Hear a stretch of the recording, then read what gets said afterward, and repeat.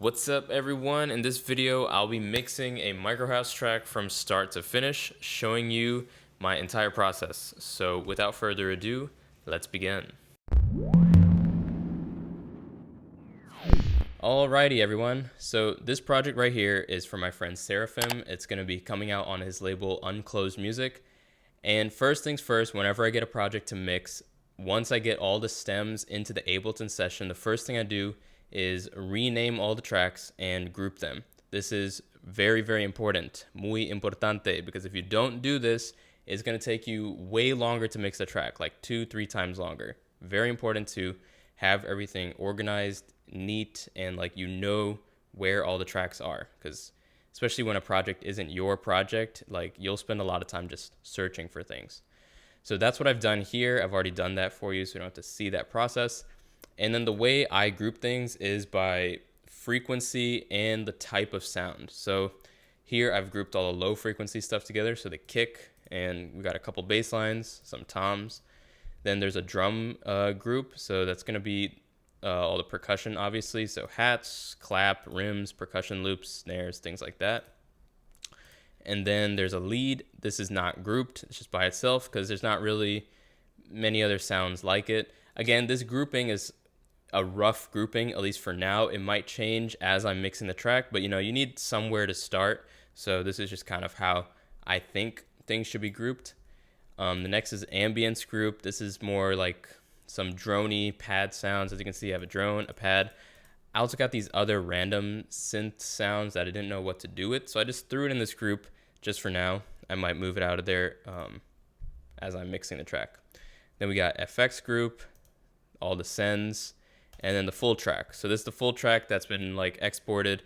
I can come back and refer to the track just to make sure stems aren't missing, and I can see the intention that Seraphim was going for with the different parts of the track. So this is just kind of like my reference. And obviously this isn't mixed, so the tonal balance is going to be off, but there's still like some use in keeping this track here. So I will play through the track so you can get an idea of how it sounds. Again, keep in mind, it's not mixed. Everything here is at unity gain, so the tonal balance is going to be completely off. But yeah, but just take a listen and we'll start mixing.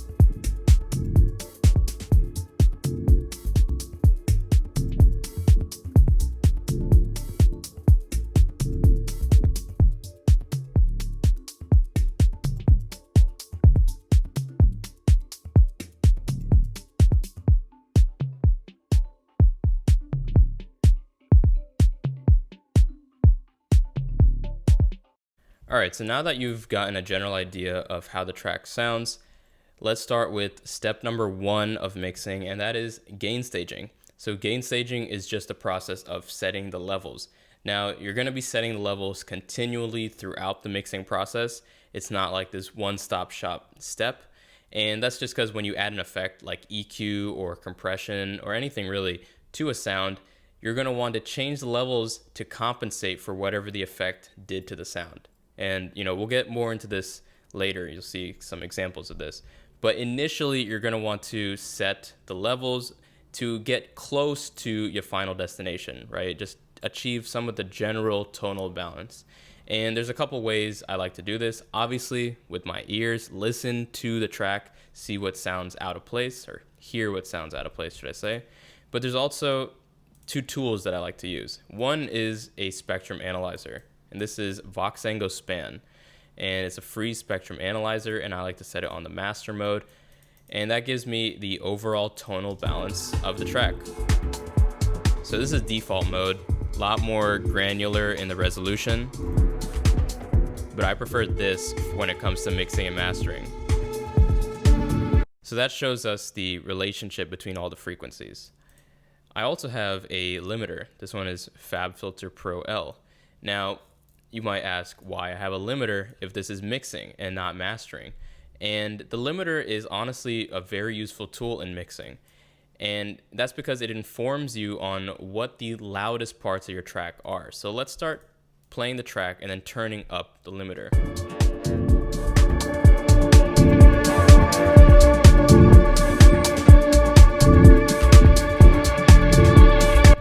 Okay, so you can see here that the limiter is mainly being enabled every time the kick plays.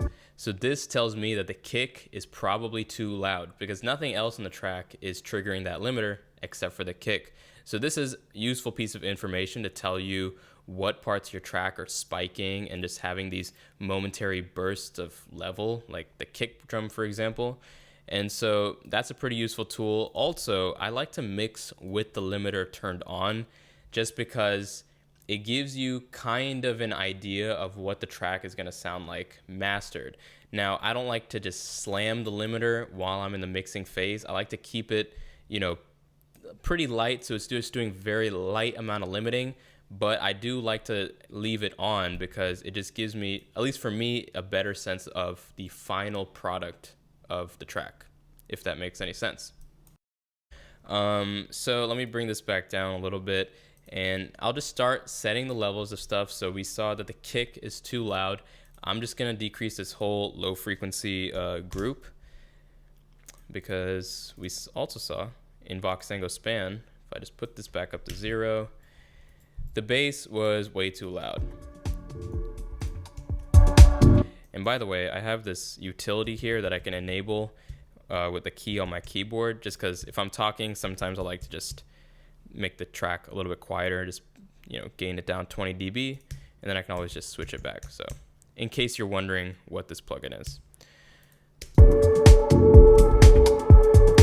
So we can see right here that the bass is about 10 dB louder than the high frequencies, and this is just too loud. It's going to be very imbalanced, especially when you listen on a really big system with some big subs and stuff. The bass is just going to overpower everything else, and you're not really going to hear much else, but like in a club. So I'm going to take this down by 6 dB. This is a low frequency bus.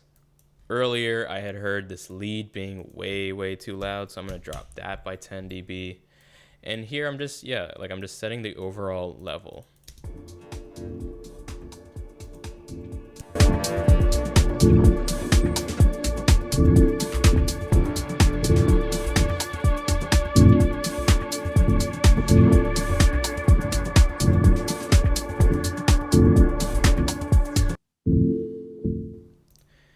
I can also hear and see this sound poking out of the mix, so I'm going to take that down. There's also some low frequencies in the sound, but again, right now I'm not worried too much about frequencies. I'm just worried about level.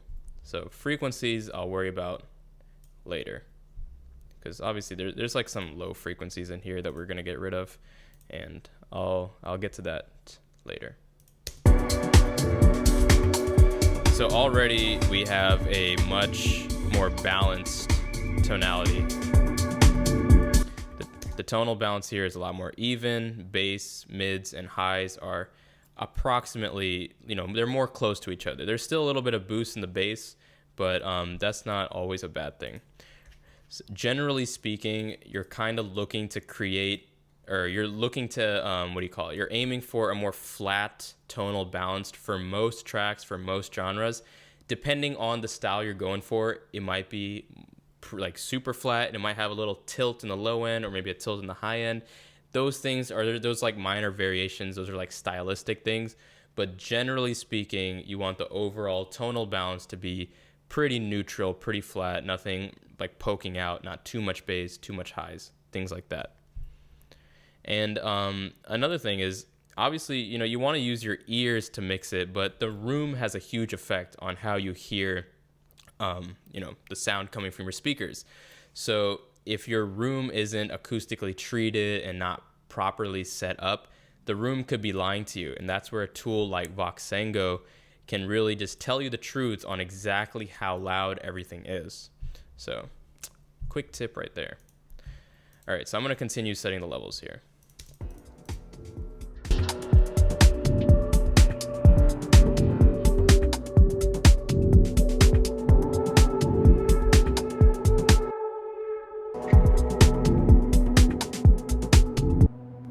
This is pretty loud.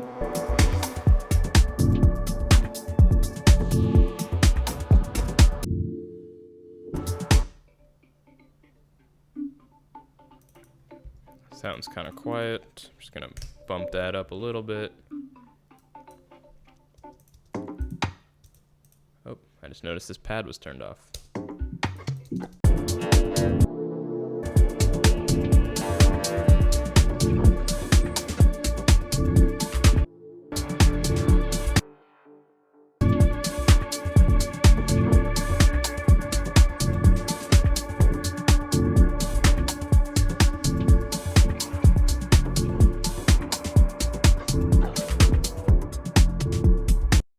Adding some utility with some gain to this entire effects group. Can't really hear it too well. And then I think the sends, I'll just keep the sends the way they are.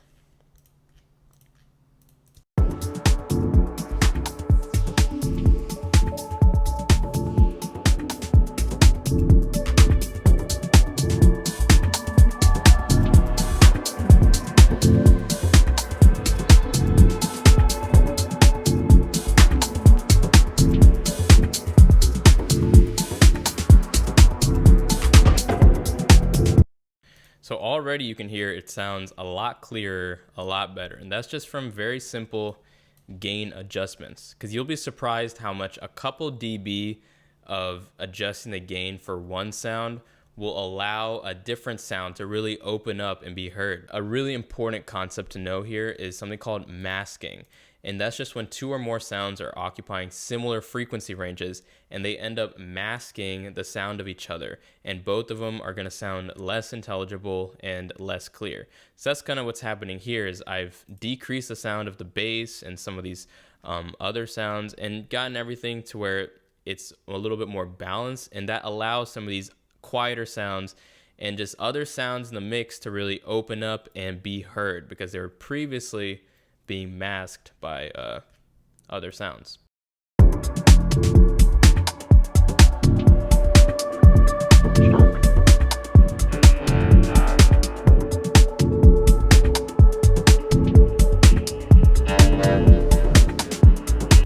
So now you can see in the limiter that the kick is no longer triggering that limiter, but every time the clap plays with the kick, that's causing the limiter to start limiting. So that shows me that the clap / snare is probably a little bit too loud.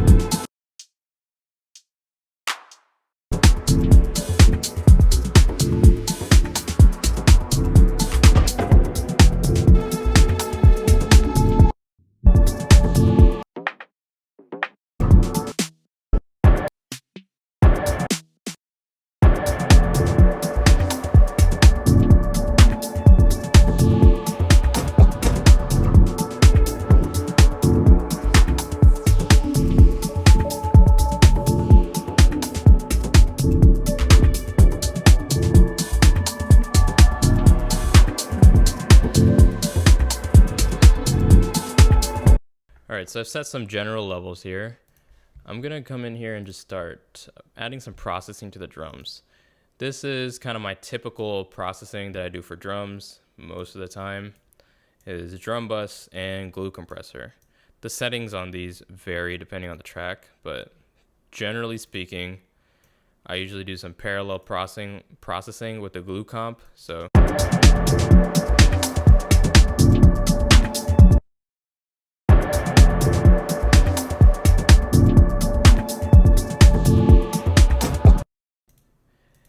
I want some more compression on the drums. So I'm gonna add a utility here, bump this up by 6, and then add another utility here and bump this back down by -6.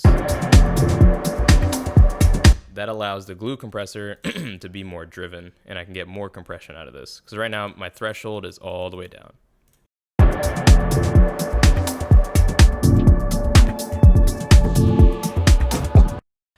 Turn on this drum bus.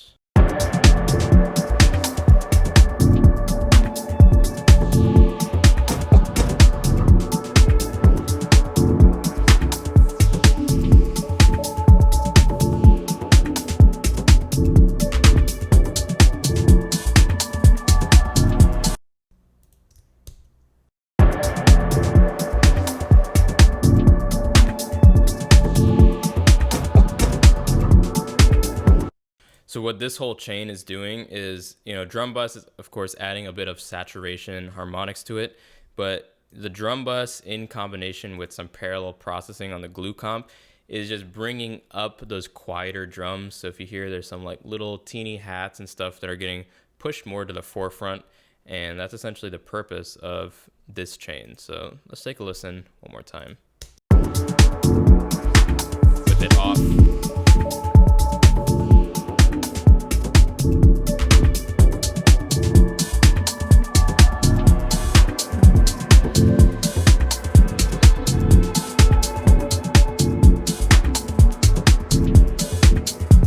And I'm just decreasing the drums a little bit. It's one of those things, like I said, once you add some processing like the drum bus and the glue comp, gonna have to reach for the levels again. So I'm just gonna take this down by like a dB just to compensate. There's a clap in here too that I hear that's like really annoying. That's super loud, so I'm gonna take that out. I'm gonna find it and exterminate it. I believe it's in here.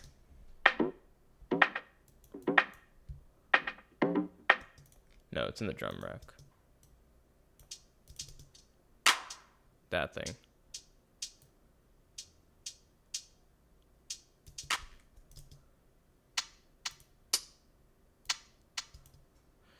Yeah, that's going to be kind of annoying. Sometimes you really just have to come in here and do this manually. You could use a compressor, but there's like so much other stuff baked into it that I don't want to use a compressor just for this little guy, just for this clap that appears every now and then. So I'm just going to take this clap that I've kind of made quieter and just duplicate it every time I see a clap, which is right here. So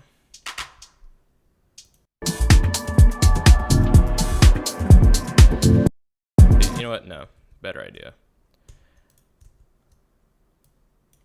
I'm just going to sidechain it to the kick, because this clap is playing a lot of times on the kick drum when the kick drum plays. So I'm just going to sidechain it, and that should tame the level of that clap. And if needed, I'll go in and manually just like solo it out and decrease the level.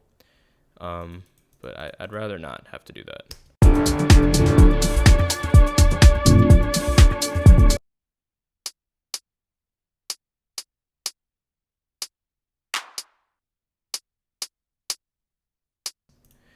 I'm also gonna go up here, duplicate the kick, create a ghost kick.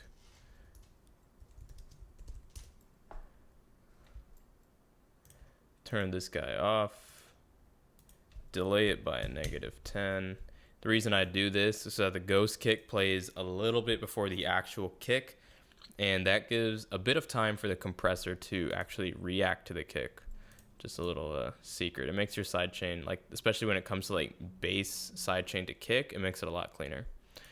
All right, so I have the ghost kick here, then the drum rack. Let's turn on sidechain to the ghost kick.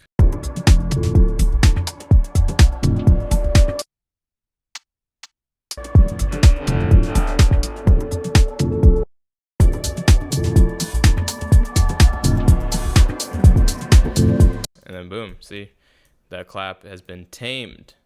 Tamed the beast. So without it, really just pokes out of the mix, and then with it, with the compressor, it has been tamed.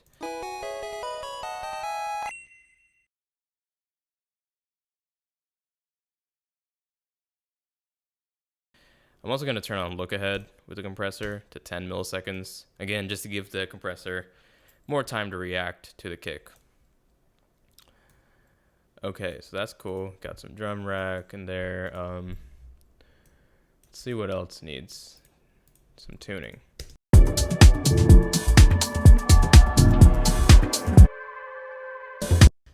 All these elements need some sidechain too.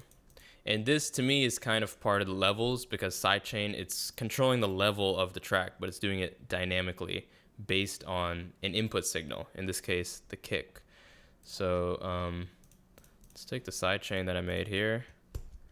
I'm gonna duplicate it for all these basses. So I'll just group these basses together, call this bass, and apply the sidechain here. And there might already be some sidechain that was like baked into the whatchamacallit, like the stem, but I think it needs a bit more. Okay, just doing a couple dB of compression here.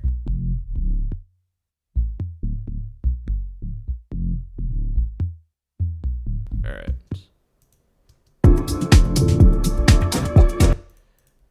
And then same thing, I'm gonna put this on the lead as well, because this lead is getting in the way of the kick, at least in the higher frequency part of the kick. So if I sidechain it, if I sidechain the lead to the kick, it should allow the kick to cut through the mix a lot better. One thing to note is you don't want it, the sidechain, especially like this, we're not really going for that EDM pumping effect. So you have to make sure that the sidechain settings aren't too aggressive, and I have the release set pretty quick, so as soon as that kick's done, the sound's pretty much coming back in. So I don't want that like EDM pumping feel. I just want this sound to duck when the kick's playing, so the kick can cut through the mix.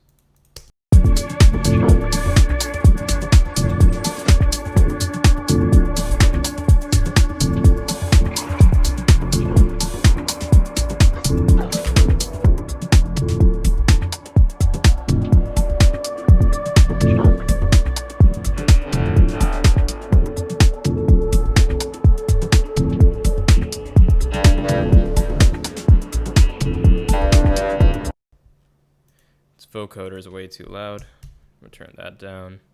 A lot of things, like when it comes to this, like when I hear it, I just address it.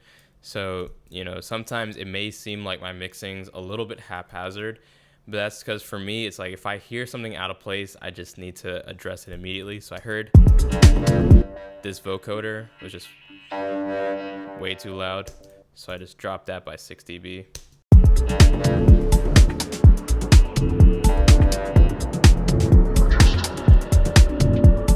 And likewise, I'm gonna drop this sidechain on the drone. And same thing on this pad.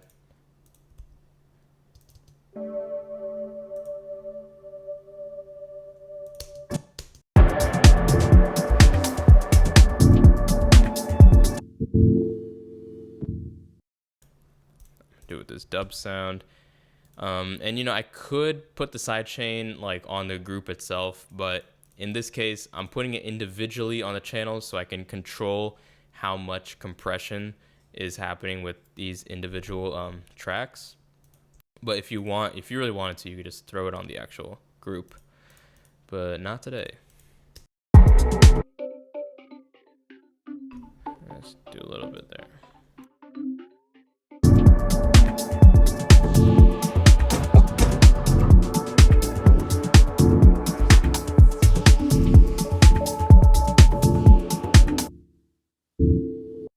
All right, so I feel like now is a good time to address some frequency stuff because I hear it and I want to address it. So this dub sound has way too much low frequencies. It's taking up a lot of low mid energy. So I'm going to drop in a EQ and a multi-band compressor. Something to know is that the low mids, which is about, it's like the frequency range from about like 200, more like actually like 120 all the way up to like 400. That's like your low mids, upper bass. And this is where the muddiness of a track lies, okay? So if you have too much low mids, that's what makes a track muddy. And this is a very common beginner, like in a lot of beginner tracks, you'll hear muddiness all over the board because they haven't dealt with the low mids. And it's honestly I would say it's probably one of the biggest problems in a mix typically is just low mids and then like bass and stuff. So you really need to make sure you're addressing that frequency range. So with this dub sound, we can take out a lot of this bass. We really don't need it.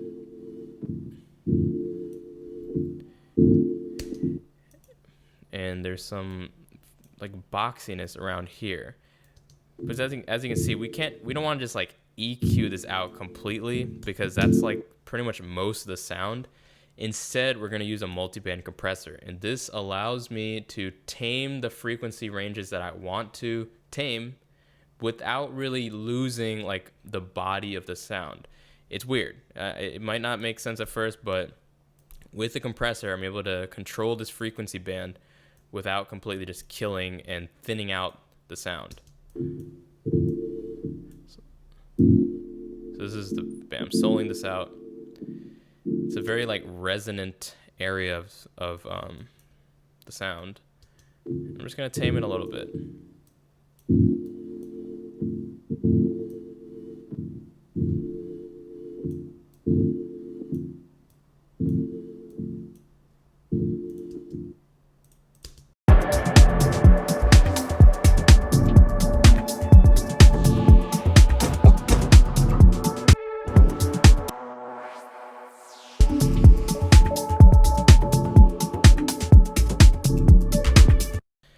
All right, before I proceed any further, I just want to reference the track.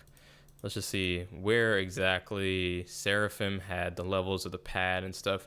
I'm not sure if he wants it more like in the background or more in the forefront. So that's what we're going to refer back to this track.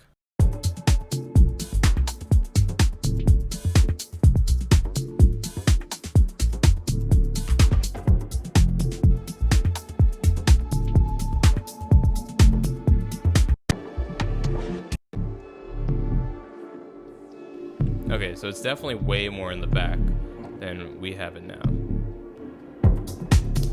Okay, so I'm gonna put all these like much lower in level.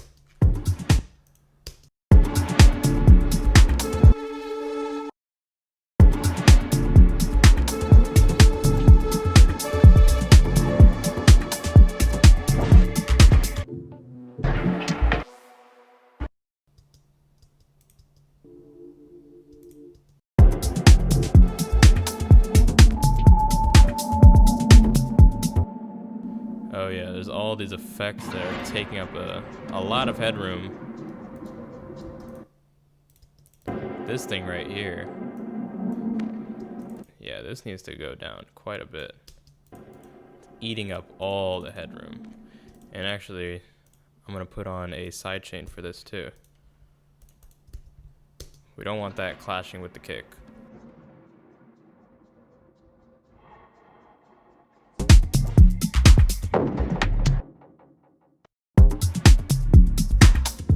I'm actually going to remove this utility that I put on the effects because it's actually way too loud.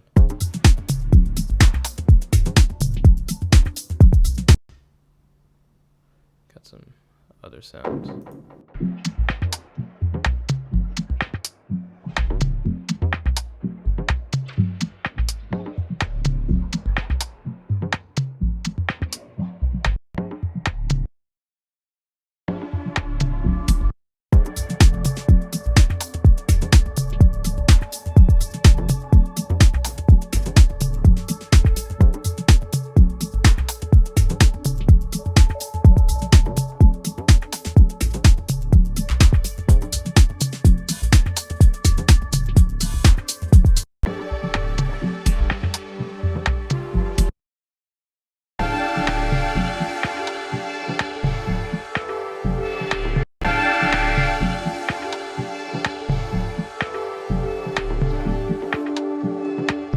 So I've EQ'd a little bit of this 2 kilohertz out. 2 kilohertz is we're very sensitive to those frequencies. So around 2K, that's where the harshness lies a lot of times, right? So like 2K can be very harsh. Same thing with around like 5K and 8 kilohertz. Those can also be super harsh. But definitely, you definitely want to pay attention to this range, because this is the stuff that will destroy your earring in the club, right? When you're at the club and you hear a track that's just painful, like with the hats or whatever, it's usually one of 3 frequencies: 2K, 5K, or 8K. And yeah, so this one has a lot of 2K. So actually, I might use a multiband. I'm gonna use a little bit of multiband, a little bit of EQ to get rid of that. And you can kind of see here how busy that frequency range is.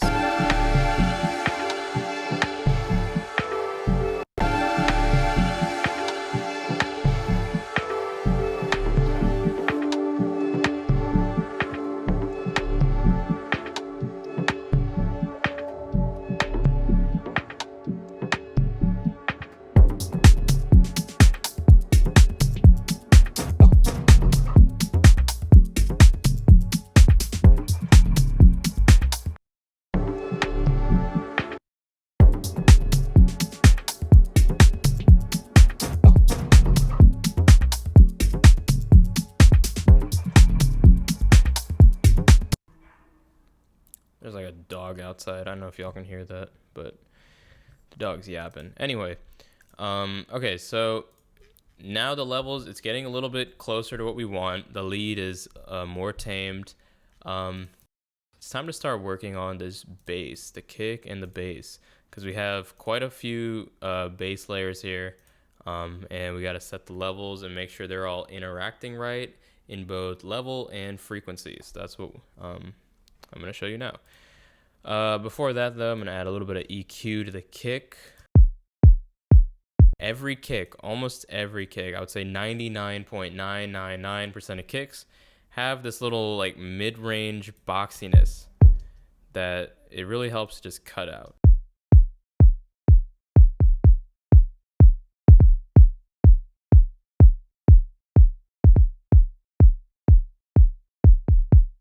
So here, without EQ, with EQ, without, with. It really just tightens up that kick, and not only does it tighten up the kick, but it frees up more space for the bass line, right? You got some more like mid bass stuff here, and again, this is that region, that low, mid, upper bass region. This is 150 hertz, so that's kind of the start of that area where things get muddy. So we're just taking out some of that mud. Now let's come into the bass. We have a couple layers here, so we need to see how to, set them. It's just like swell.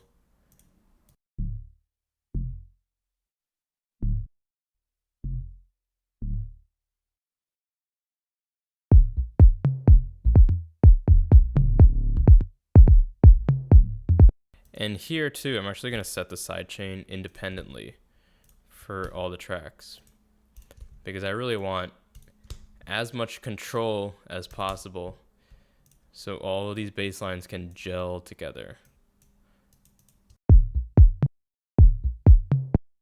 All right, so we have this.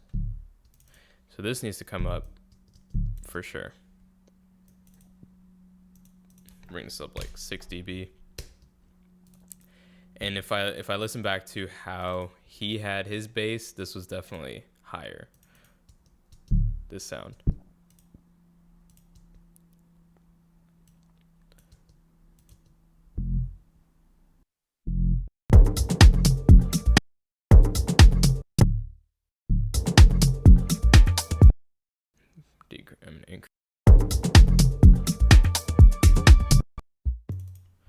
This is more of like a plucky bass.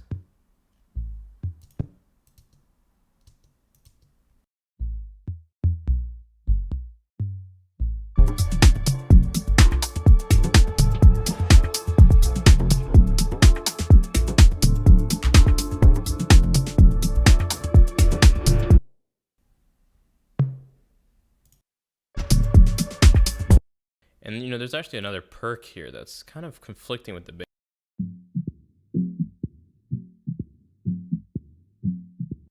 Got this frequency right here. It's a little bit resonant. I'm gonna take that out. And that should free up some space for the bass.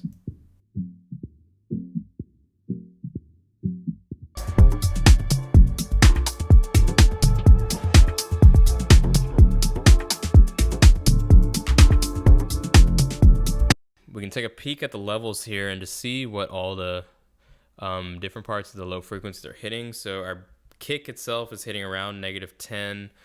The entire bass group is hitting around -15, which is pretty good. Micro bass 1, -24, -15. So it's kind of being dominated by this sound right here. Micro bass 2, that's the loudest part of the bass. So what is that?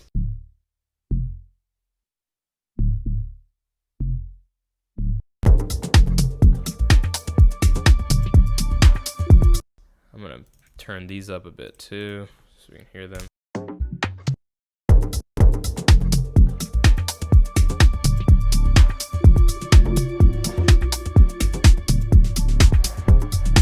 I'm gonna take all these bass elements and then glue them together too.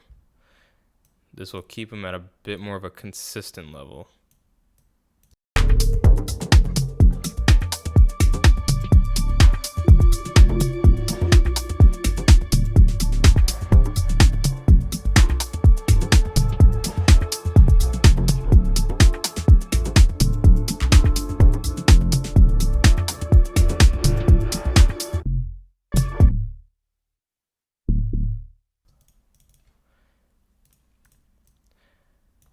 I'm adding a compressor to this micro bass 2, which is this sound. The reason I'm doing that to tame some of the peaks. This is kind of a very more of a tacky kind of sound. It's plucky. So I'm just taming this right here. A short attack, quick release.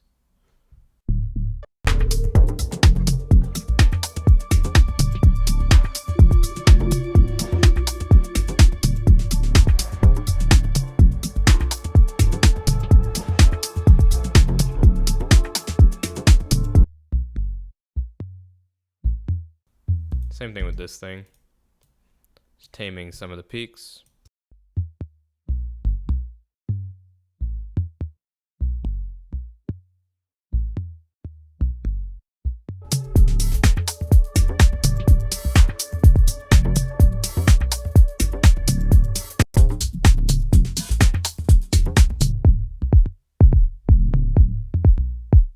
Sounds like the kick honestly needs a compressor, so I'm gonna add that. That'll free up some room for the bass as well.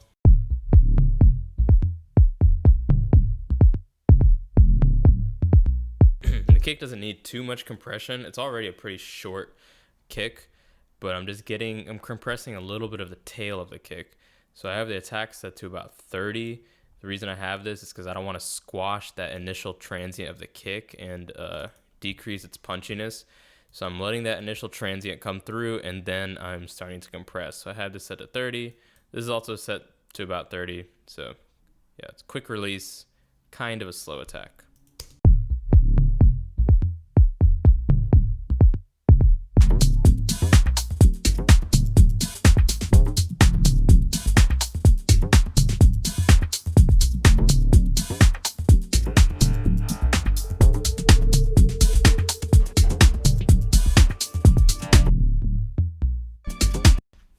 one more time. I'm going to come down here and reference the original.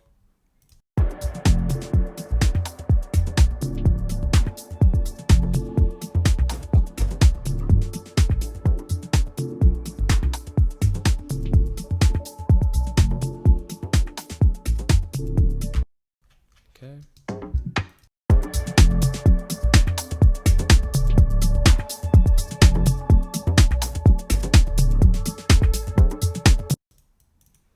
I think this micro bass swell is needs to be louder. I'm gonna do that, and also I'm gonna take out some of the low frequencies. We don't really need those. There's a lot of low like sub bass frequencies going on here, so it's fine to shelve out some of these. Now I don't want to use a high pass and just get rid of them completely, but this shelf will tame it to some extent. And I do want some of the harmonics, so I'm gonna boost that.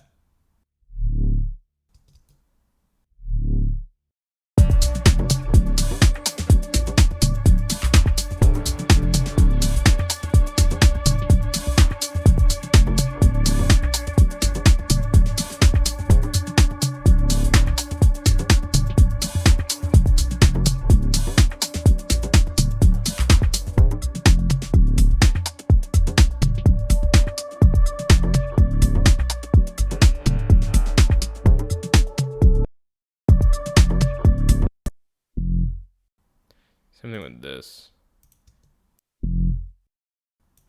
This actually has a pretty sharp attack to it in the beginning. At least it sounds like it. Actually, not really. You can kind of see it here, right? It's just like flat.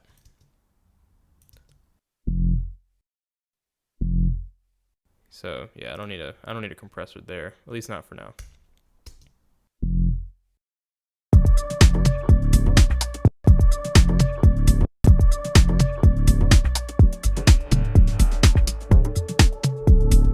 I did increase the level by another dB. This is at 3, now it's at 4.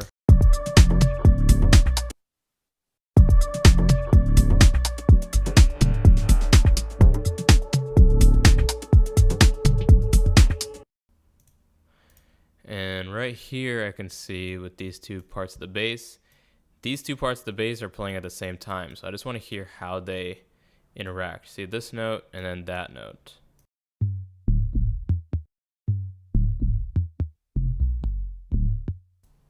They're actually interacting pretty well. They're not really clashing. They're clashing a little bit in timing, but I think that's okay. You don't really hear it in the track.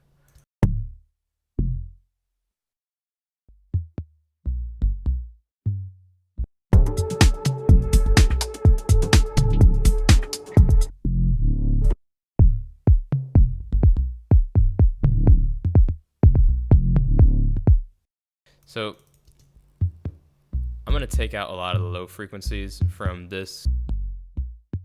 To me, this submarine bass is more of a, for like the pluckiness to add that groove. We don't need as much lows here.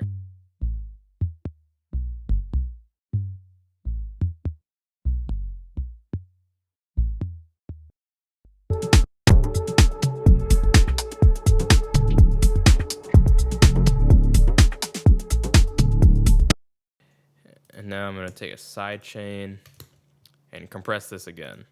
It's your side chain compress. This is on the actual bus itself. And I'm doing it very lightly here. I'm just adding the side chain to have something after this glue.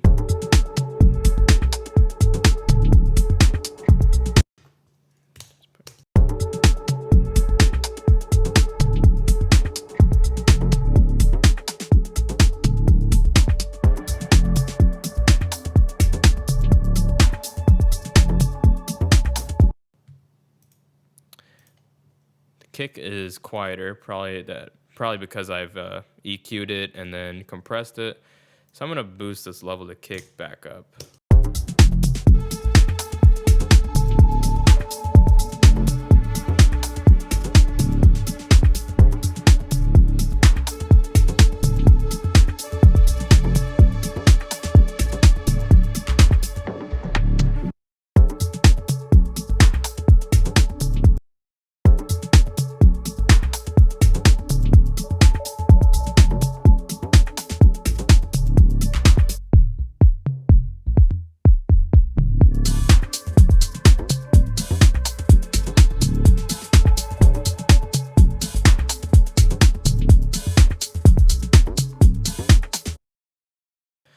So once again, the bass has managed to make itself pretty loud again.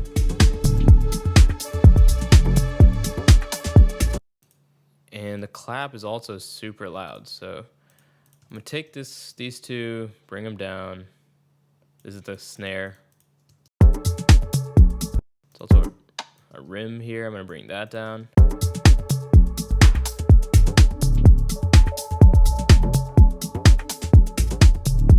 And then take down the overall low frequency bus. Take that down another 10 dB.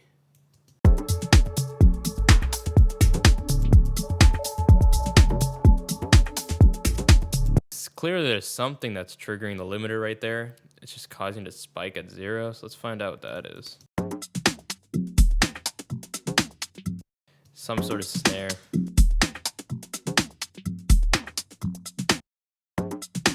Aha, that's what it is. I think. Yeah, it sounds like that's what it is. So that's a very very sharp sound. It's eating up a lot of headroom in the mix, especially because it's playing when the kick plays. So I'm gonna use a limiter, color limiter.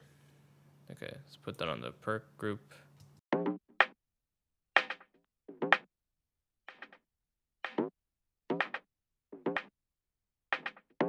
So it's limiting that rim sound. So it shouldn't be eating up so much headroom anymore.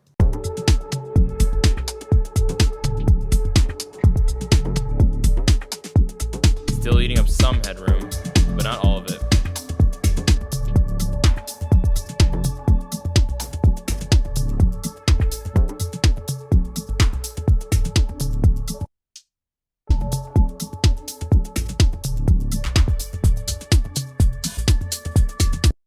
I'm literally just trying to find the rim. Where's that? There's something. This is why you have everything organized. Imagine how hard it would be to find stuff if it wasn't organized. Aha, this guy. This guy has a snare on it too. So what's happening here is essentially all these claps and snares are stacking up when they play together on that downbeat along with the kick. And that's just eating up all the headroom. So we have to address that. So one thing is that you can see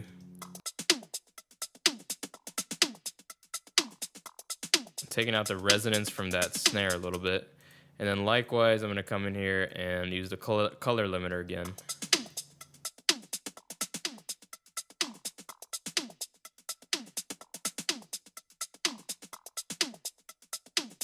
Because we don't need the transient from that snare. We have all these other elements that have the snappiness to it. So this should help. Put this back. Ah, much better, much better. So now I can take this and boost it back up.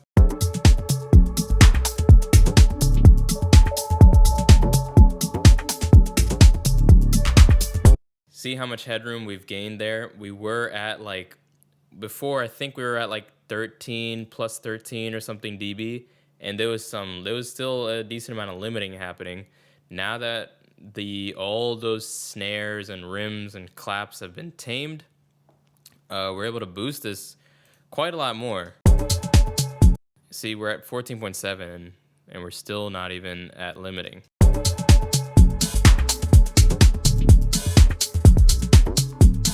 So that is why the limiter is an extremely useful tool. All right, continuing on. What else do we got here? Oh, this ambience group is turned off.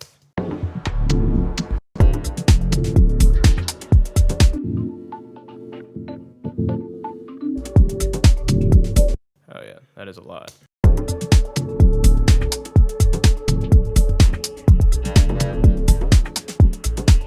I don't know how long this ambience has been turned off, but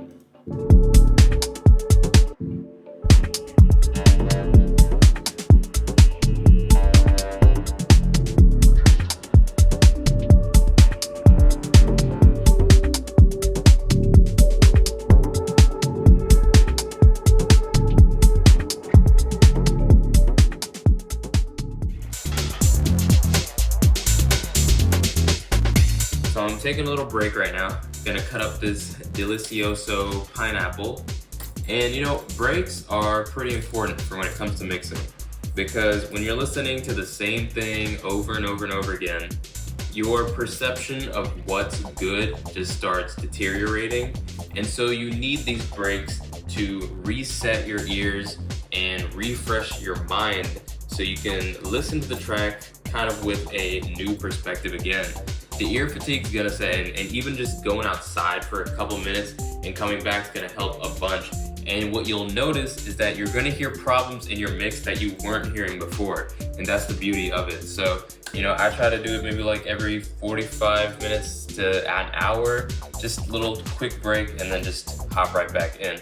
So yeah, I'm gonna eat this and hop right back into the mix.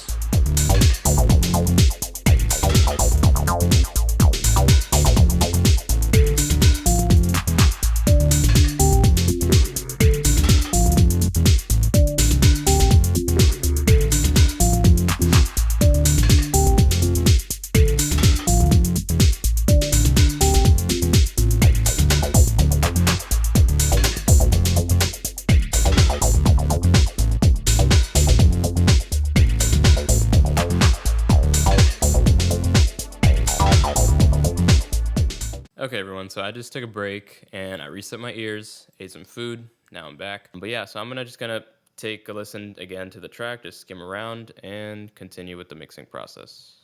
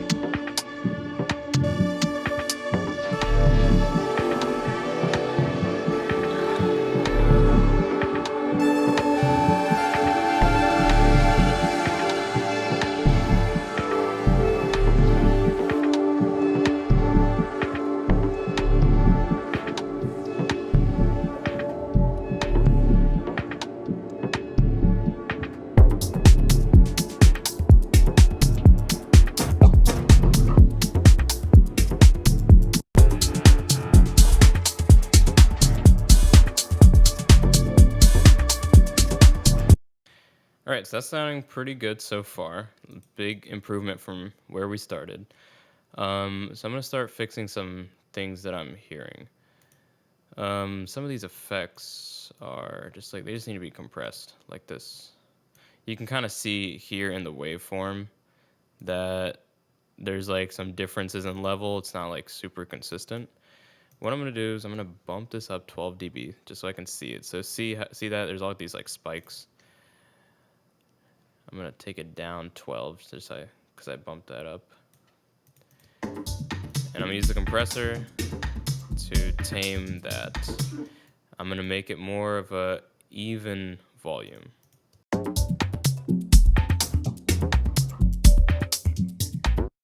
Increase the gain.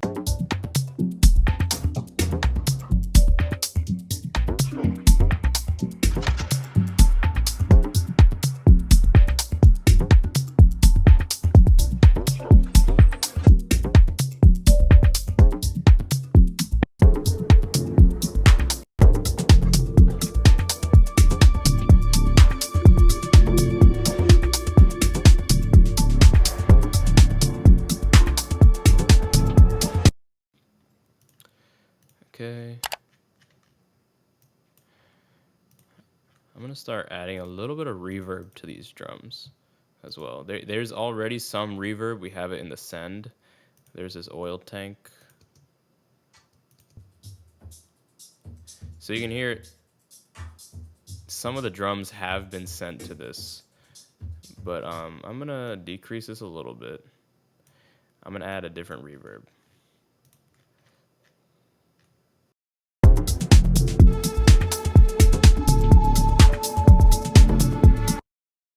My reverb of choice is Valhalla Vintage. Many of you might already know this. And I'm gonna go with the large wood room. I'm gonna group that, Command G, create a new chain. So this is parallel processing the reverb. This is the same thing if you were to put this on a send and send it. It's kind of what I'm doing here, but within a channel. So you have your dry signal, this is your wet signal. So because this is your wet signal, you need this to be 100% wet. I see a lot of mistakes when people do this and they leave this still at like 50% mix. So you have 50% of your dry signal here and then 100% of your dry signal here. It doesn't make sense to do it like that. Mix 100%. And then I'm gonna bring this down to like 0.8, put a low cut, drop this down.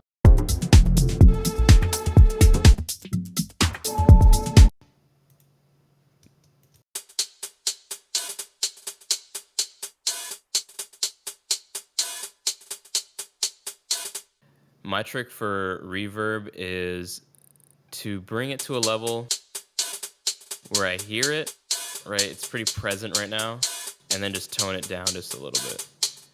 So down to like 16. From my experience, that works for me putting reverb. Sometimes like when I put reverb up to the level that I think it should be at, it's a little too loud, inevitably. Because when everything comes together with all the drums have the reverb, it stacks up. So you want to just be a little bit more conservative with the reverb.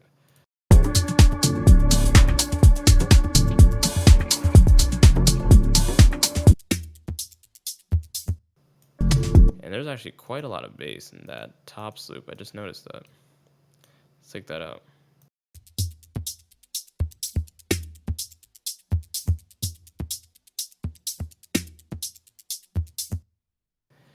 I'm gonna use a shelf. I don't want to completely just take out this bass. And by the way, I don't like this adaptive cue because when you shelf it, it makes this big resonance here. I don't like that. The shelf, it keeps some of the bass without just cutting it out.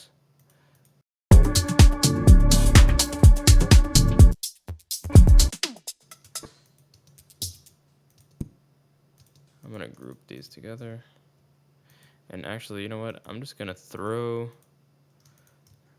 group all the yellow ones like that and throw this Valhalla onto the group.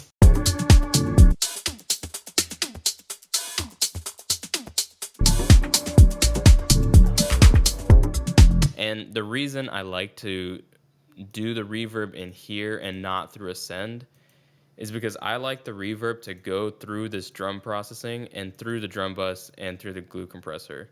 I don't like it just going here. Granted, if you can put like a drum bus and glue processor on here onto the reverb send channel, but personally, this is my preference of, I guess, the way I just like the way it sounds, to be honest. Just to clarify, either way works, because you can get great results doing it the other way. This is just my personal preference. Just want to clarify that.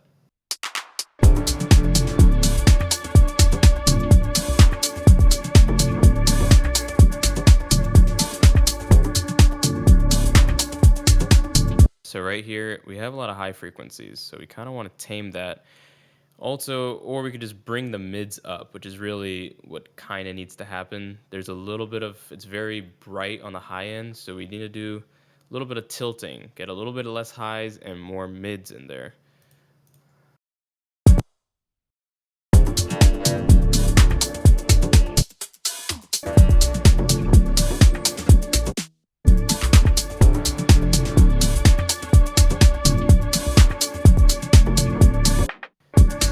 Turning up this snare. It's a very mid-heavy snare.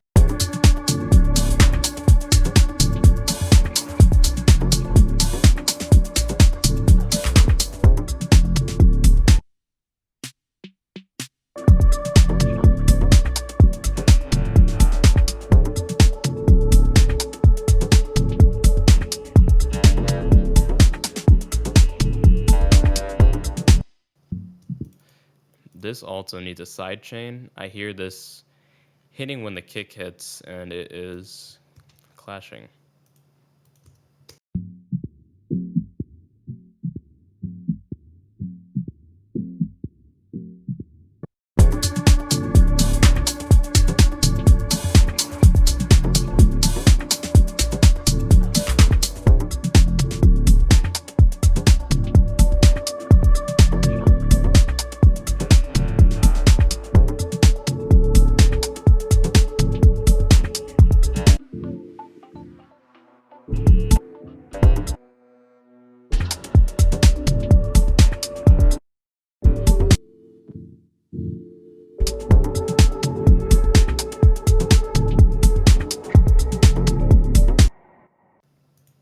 So I'm gonna do some volume automation here, because if you see like this waveform, it gets kind of the level goes down on this lead synth, and I want there to be more mid presence.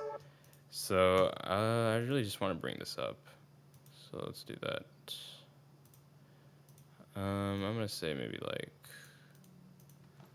3 dB to start with. Let's try that.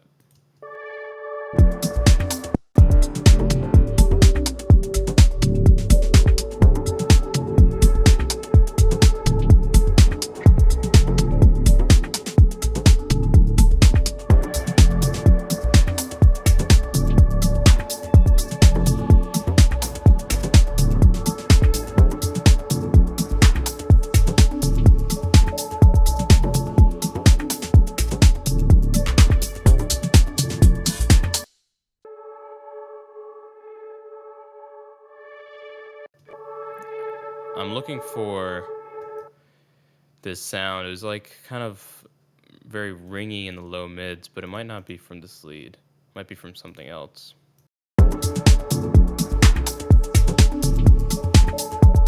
That thing.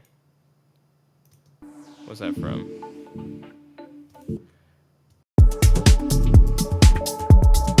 Here it's like a I don't know where that's coming from, but it's very resonant. Aha, right there. This guy. So that's a pretty like very specific tonal frequency, so we can just EQ that out a bit. Let's see what that's at. It's like low mids-ish, mids.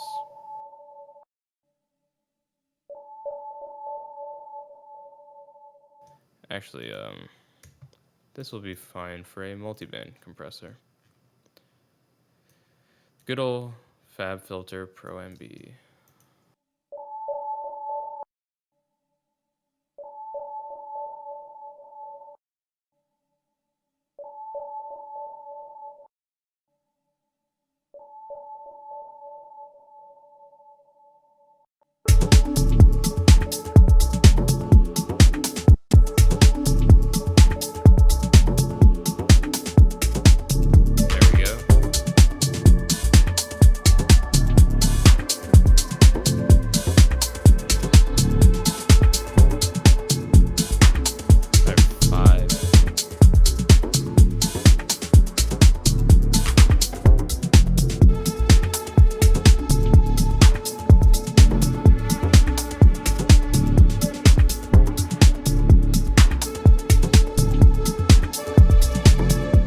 Probably be at like 2.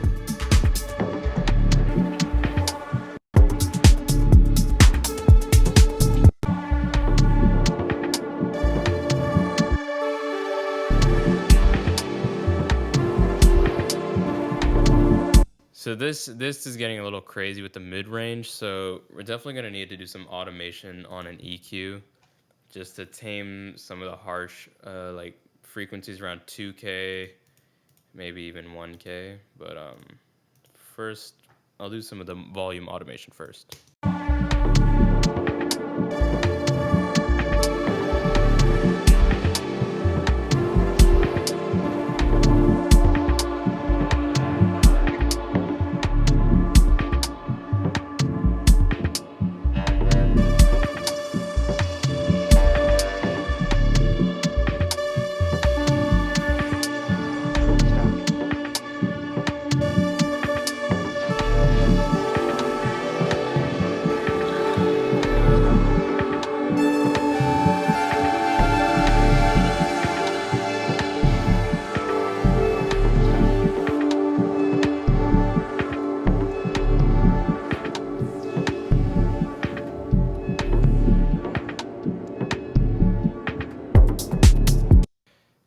we'll do more of a fade out here.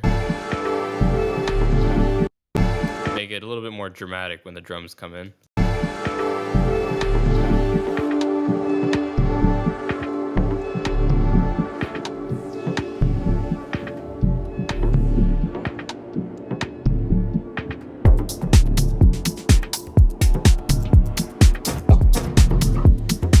So that's rough. You know, I'm sure it'll be edited some more. So let me come into here and do some of those EQ changes.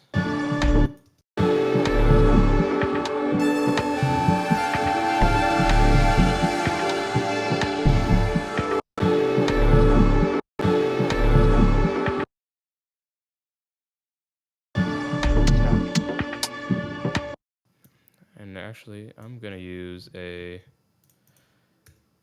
probably guessed it, multiband. I'm going to do a separate one from that.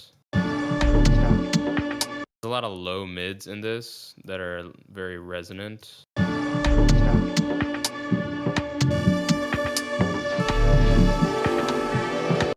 And actually what I'll do to make this easier for myself, duplicate this. I'm just going to do this on a separate channel.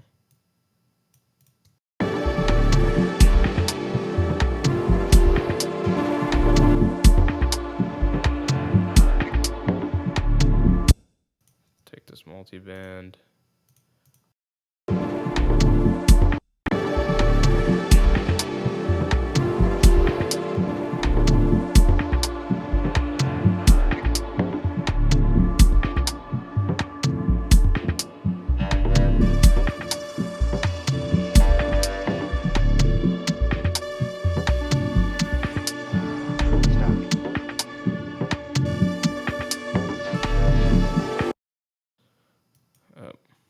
This did not copy over the volume automation.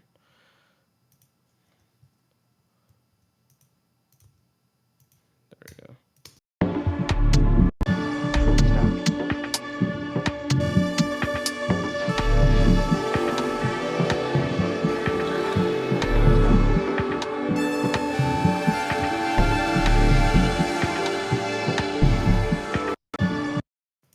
So that right there, when it gets really high frequency, like when the filter opens up, we need to sound more present and like a little bit more in your face, but not too in your face. So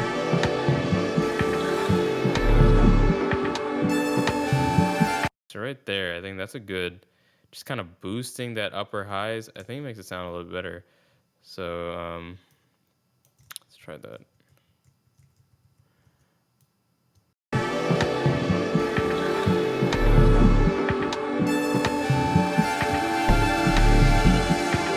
Yeah, that sounds a lot better.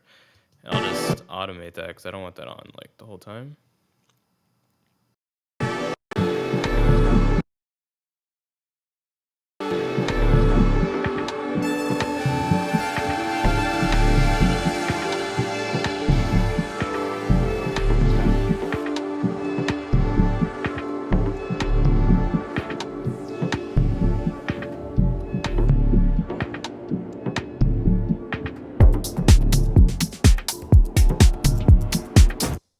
All right, that's coming together. It does need some reverb. I mean, it has some reverb, it seems like, for sure.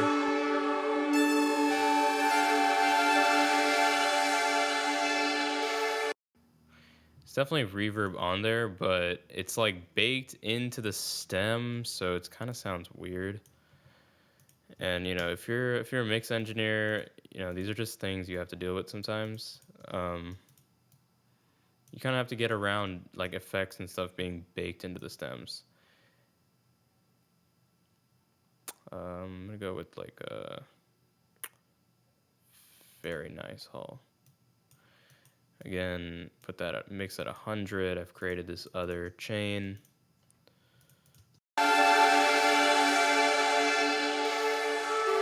I'm pretty much gonna just automate this because we really just want it to get grandiose in this break. This would be too much reverb when everything else is going on, and it appears that the focus of the track is not this lead synth when like everything else is playing. just by the way that Seraphim has mixed this. So this will be automated.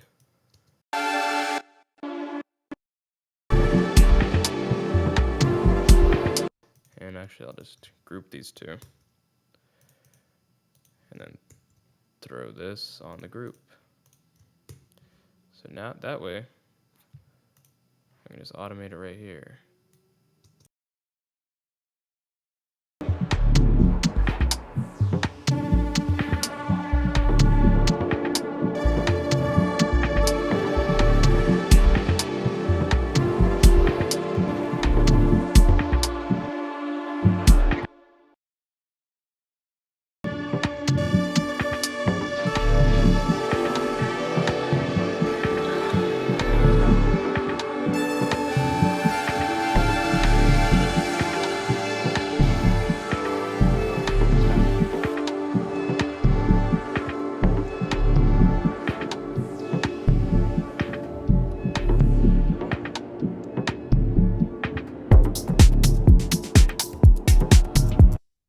Alright, so it's coming together. Still needs a little bit of finagling.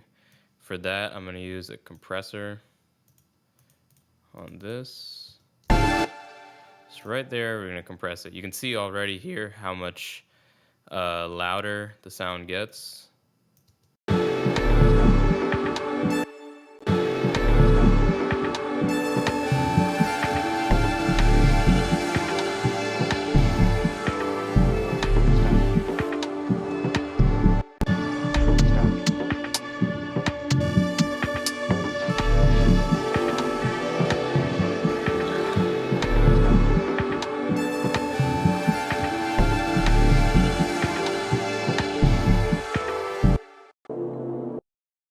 And I think also what's kind of not helping this is the pad and shit.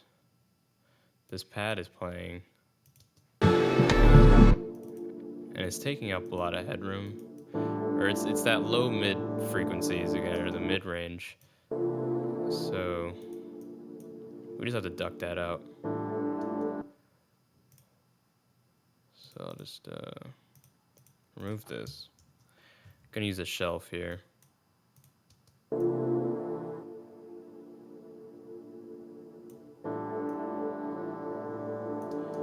Yeah, just for this, we don't want these two sounds competing, and they definitely are. So.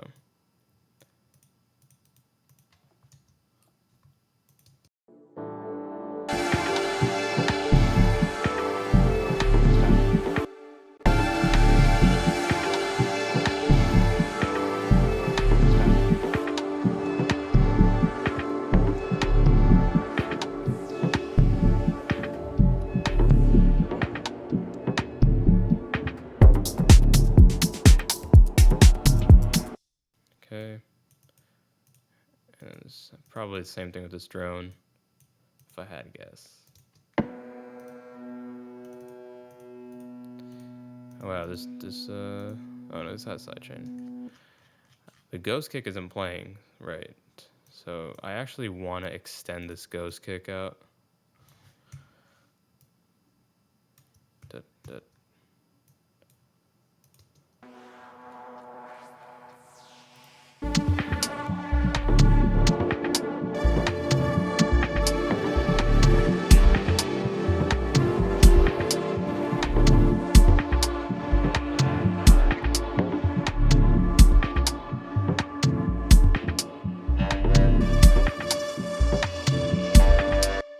And I can hear it pumping a little too much. You know, you can't hear the pumping as much when the kick's actually playing. So I'm just going to lower this ghost kick a little bit so it doesn't trigger that sidechain as much.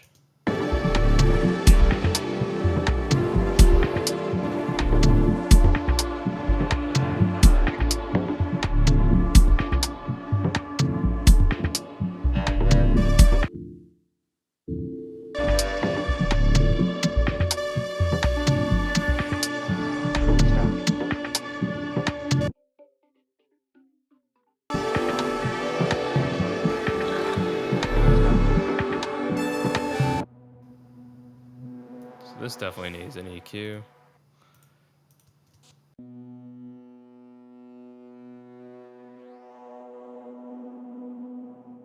So we got those resonances there. Just want to tame that a bit.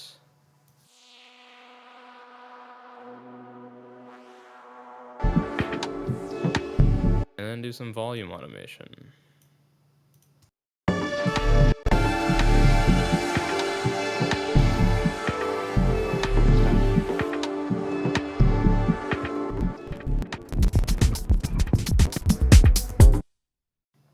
Okay, so the reason I did that, just to make it a little bit more impactful when everything comes back in. So the drone fades out a little bit, this lead fades out, the pad fades out, and then it just kind of comes back in a little bit more dramatically. So, okay, what else needs to be done here?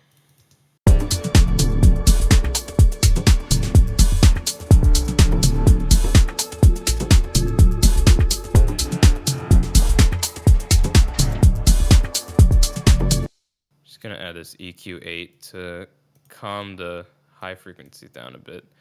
I like to, especially when it comes to high frequency stuff, you want to use oversample, which makes EQ8 behave like a linear phase EQ. If you don't know what that is, long story short, it colors the sound less, without me getting too deep in the weeds on linear phase versus minimum phase EQs.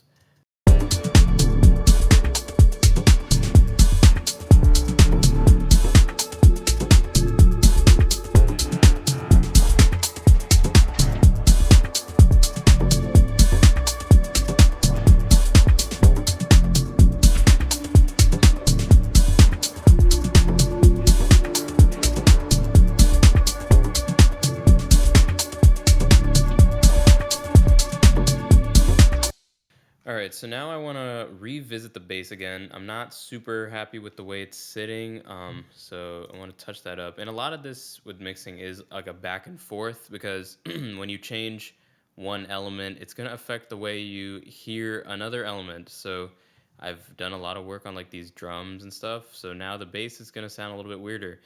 So that's kind of the whole thing, is it's this balancing act between all the instruments. You change one a little, now you gotta change another little, and it's just, eventually you just get it just right. So yeah, the kick, it's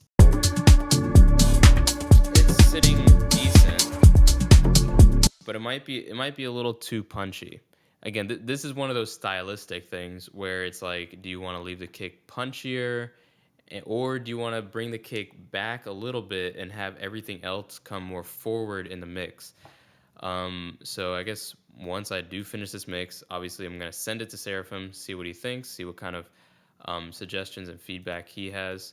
But this is the first pass. So before that, actually, there's this real quick thing I need to get, just nip right in the bud, which is this hat. It's got an insane amount of bass. It's kind of like an 808 attached to it. Oh. Wrong EQ. There we go. So I'm just going to shelf that out. There we go.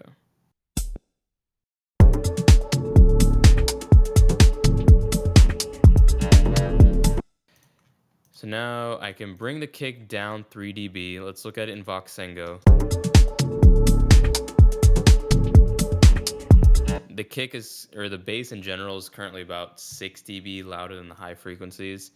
Kick right here is peaking at -9. The bass bus is peaking at -15. So you got about a 6 dB difference there, which that relationship is pretty typical for this kind of, more punchy kick. But let me just turn this down 3 dB and see what happens.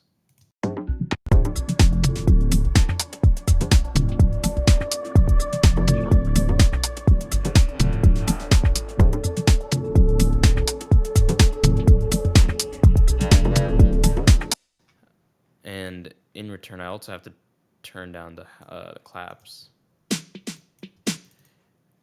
So this is, again, the balancing act, where you do one thing and then you got to do a bunch of other things. So this has a lot of mids. I'm just gonna multi-band that out.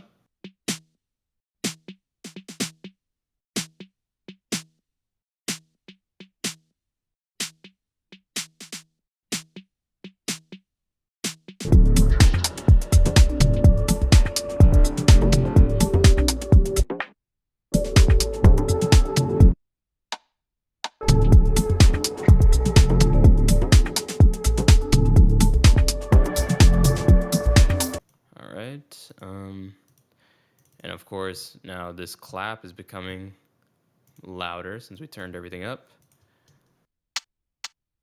Where's the clap? It's coming up. It's over here. That's way too loud.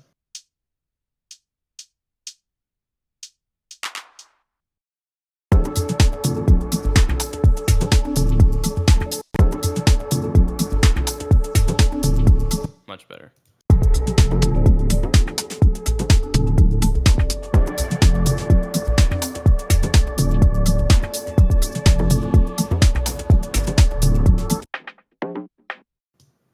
And I believe this perk loop is masking a lot of the kick, because the kick isn't punching through the mix the way I want it to. And I have a feeling it's because of this perk loop. I need to sidechain it to the kick.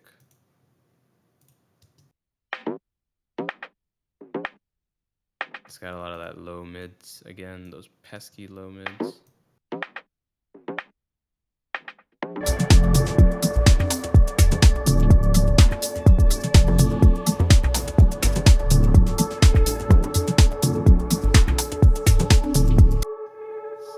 Definitely helping.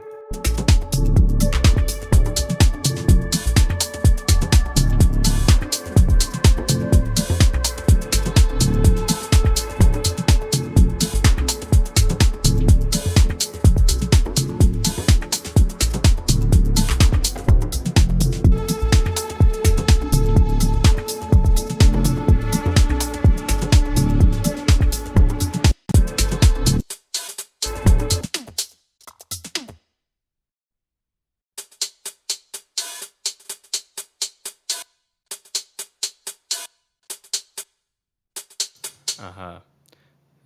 I need to tame this. I haven't done anything with this.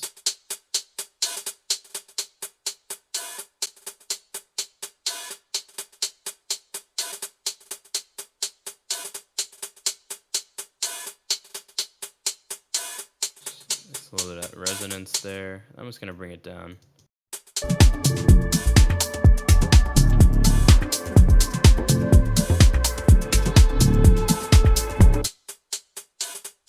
And I'll pan it.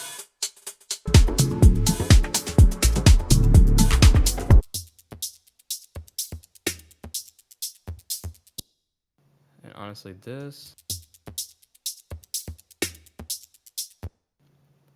I need to compress this, to be honest. This one's a very dynamic loop.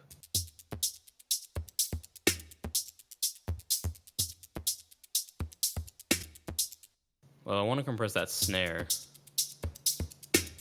but it might just be best to use EQ in this case.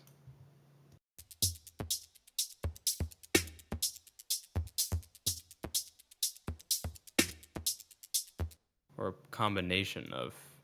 Actually, no, I'm going to go with a, whatchamacallit, a color thing, color limiter, yep. Da, da, da.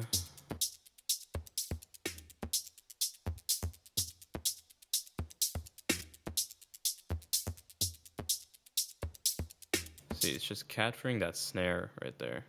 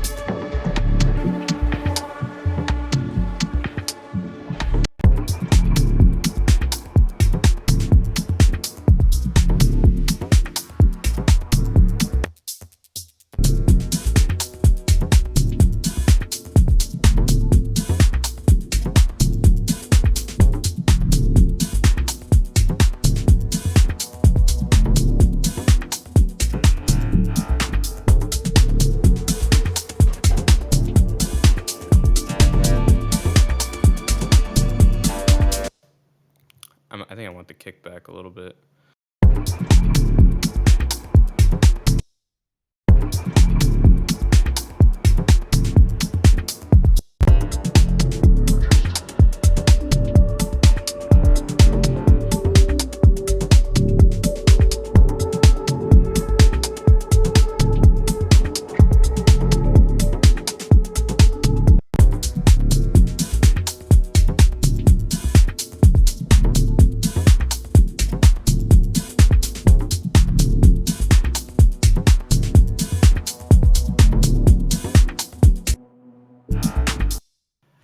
right now I want to refer back to the mix, this bounced mix.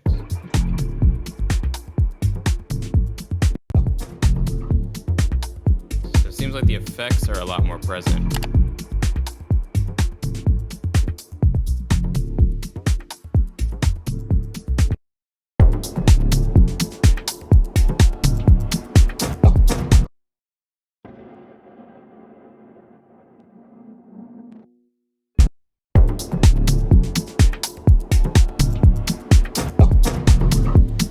What is this? Oh, damn. It's got a lot of stuff going on there, so... Too much low frequency. I'll just turn that down. And this effects, I need to turn up.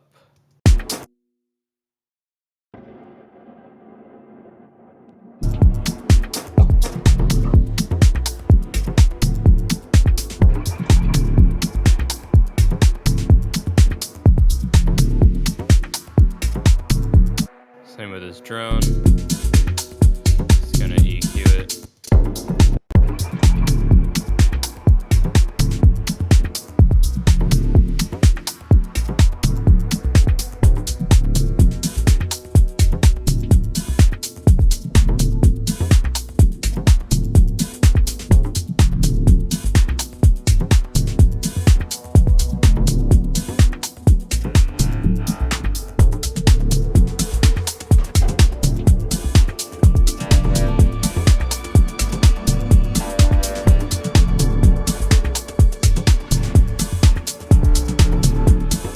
Now I'm bringing it back down because everything else is starting to come in that mid-range, so I can, well, everything I really made in this lead is coming back in, so I can start fading this guy out.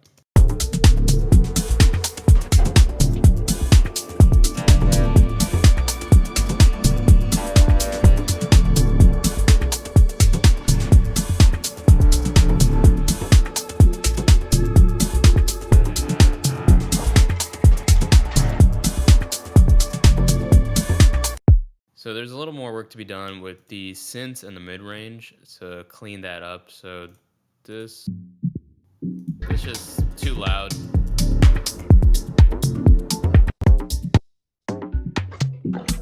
Turn it down to like -6. Then with these pads, primarily right here,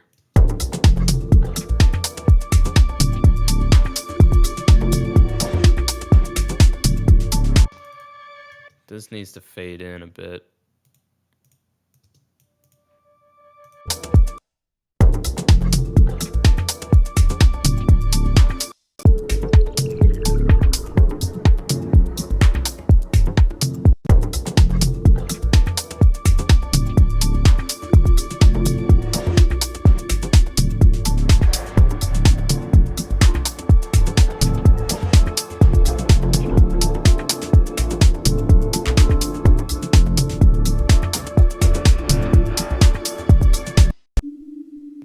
These bell, like these ringing things again. I'm just gonna take this, drop it by like 6. Should be good enough.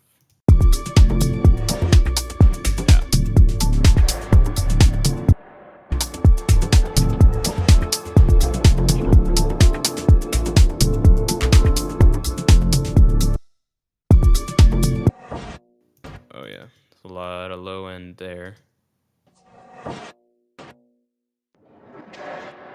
So for that, I'm gonna use a multiband. And we don't wanna like just thin that out completely, but we do wanna tame it. Tame the beast.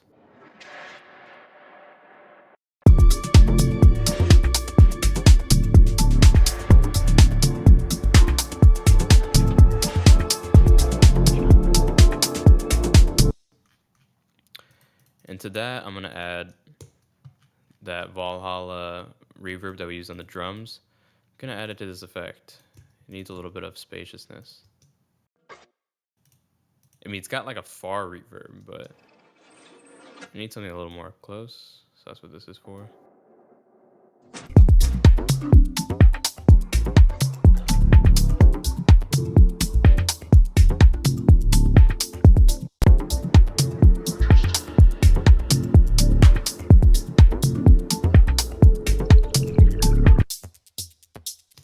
And then just gonna add this sidechain. Just want a little bit of sidechain to the top loops, because if you just add a couple dB of sidechain to all these loops that are going, the kick's just gonna pop a lot better.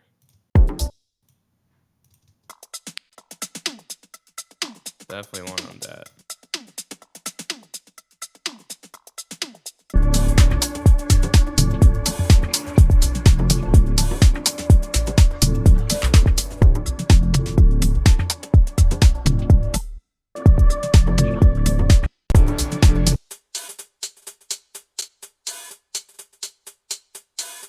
Same thing there.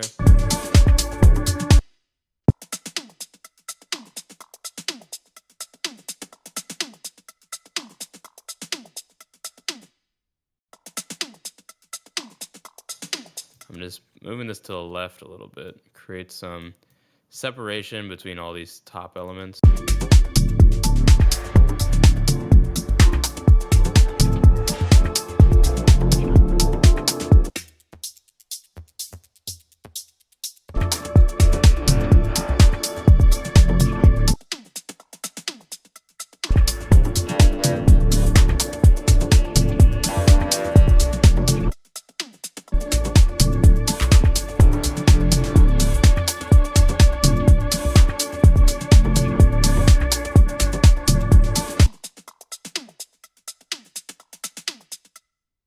And then for this, I just want to de-emphasize some of the other mid-rangey drums.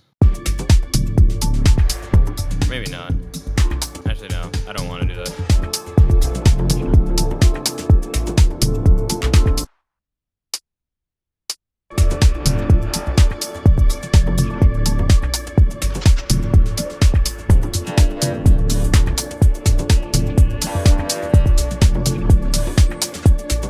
There's this hat here. This is that 5K I was talking about right there, 5.4K. This will hurt if you play it super loud. So I'm just controlling that a tiny bit.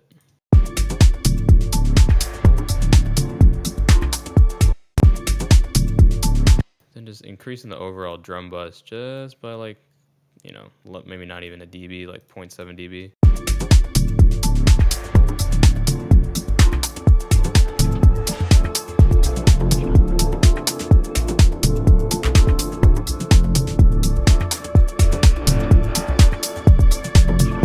And then I'm increasing the limiter again just to see how this track is behaving when it's slammed into the limiter. Not slammed, but you know, when it's pushed a little bit.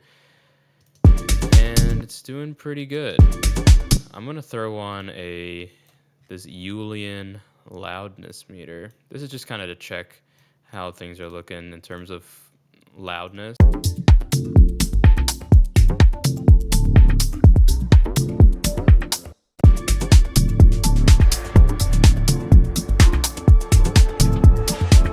So we're at negative 12.4 LUFS. LUFS is the loudness unit that is used by all streaming platforms. Negative 12.4, it's pretty dynamic, right? But this is a more dynamic track with micro house and stuff. It's gonna be hard to get it into the single digit LUF range. I would say negative 10 is even like sometimes tough. Negative 12 is pretty good, if all things considered. It means that it's a fairly still dynamic, but it's gonna still have the punch and the drive. We might be able to juice a little bit more loudness out of it, a little bit more punchiness without reducing like the core dynamics. Just because there's probably some stuff that's like poking out here and there, causing the limiter to clip, and we can just drive it a little bit more. Well, let's see what else is going on.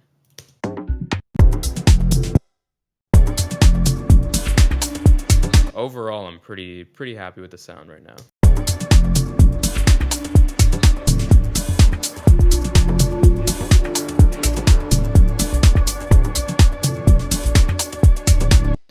You know, actually, I was like, I'm happy with it, and now I'm like, maybe not. First of all, I actually want to like automate this sound right here, this lead. It's coming in a little too high.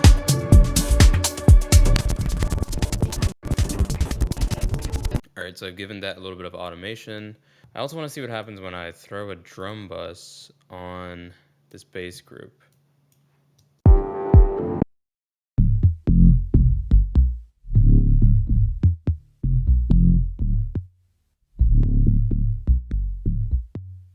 Turn up the drive, turn up sidechain a little bit.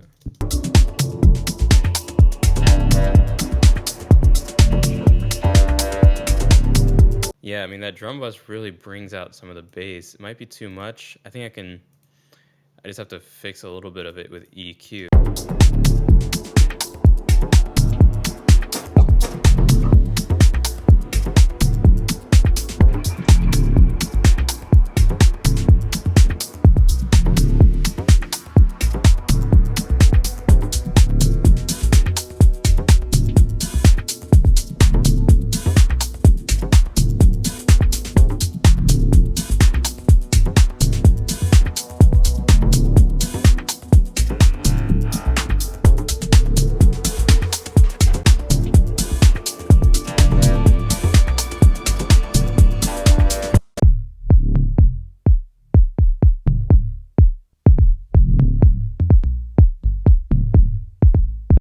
Yeah, I mean, it's definitely a lot punchier.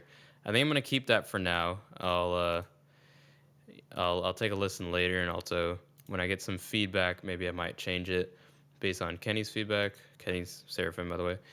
All right, so I'm gonna keep that on there. All right, so let's clean up a little bit more. This lead needs some automation right here.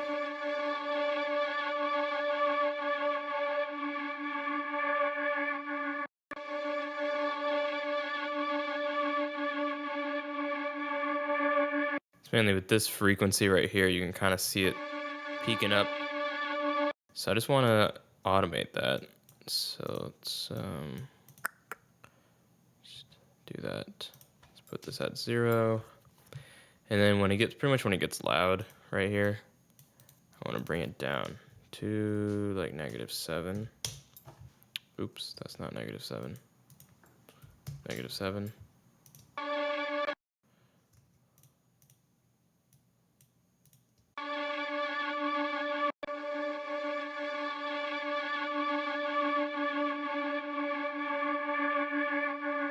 Maybe even this one. Nah, that thins it out too much. So this is good. Yeah. Really helps with that resonance and that boxiness. And then we can just like push it back up.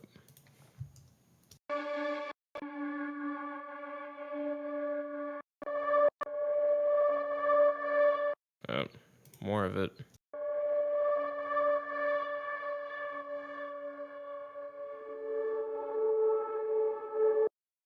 So, yeah, I'll just automate this slowly. All right, so that's been automated a bit. Probably have to still go back and automate this section. I want to clean up things a little bit more. So let's go to the effects. Actually, no, this one. That needs an EQ.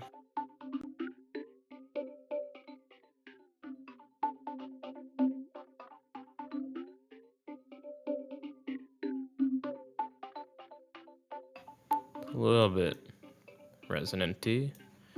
So I'm just bringing that down a bit.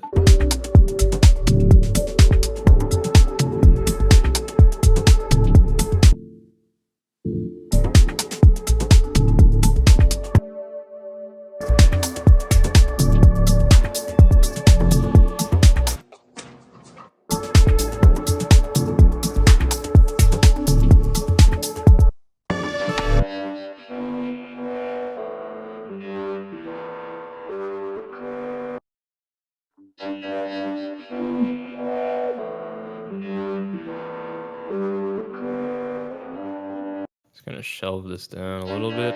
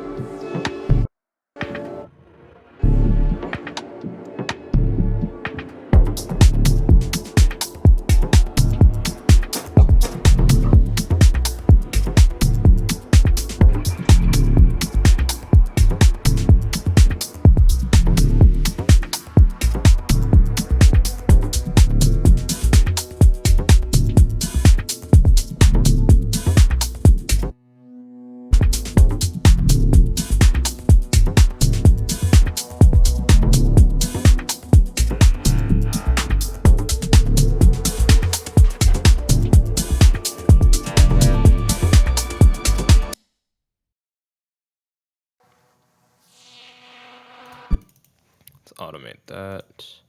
It's already being a little bit automated, I think. Yeah.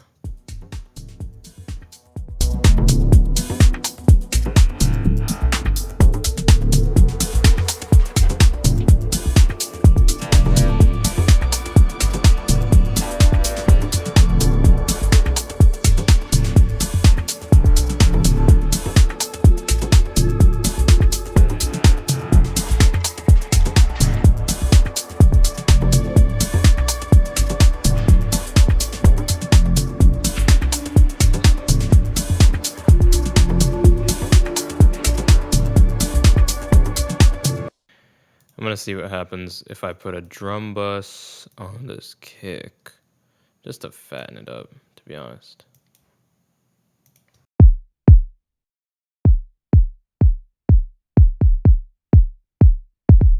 So I decrease the gain just because drum bus adds a lot of gain. Let's go like negative 3.5.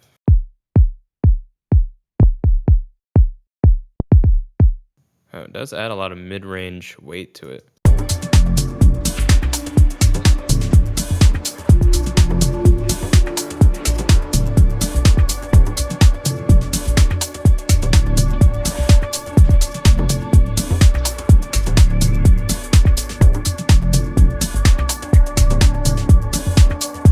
Yeah, I'm definitely liking the drum bus.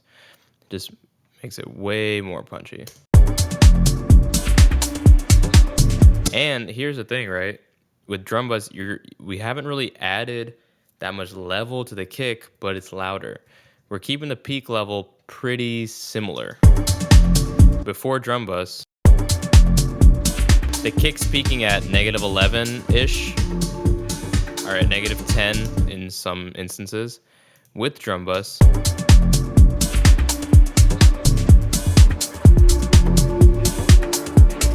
we're actually quieter. Our peak level on the kick is quieter with drum bus than without, but our loudness, our perceived loudness is higher.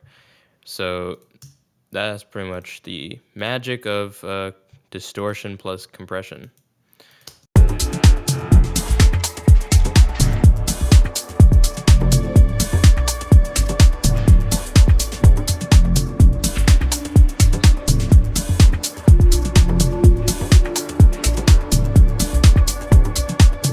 That sound, the bass, the kick is so much better now. Wow, way better.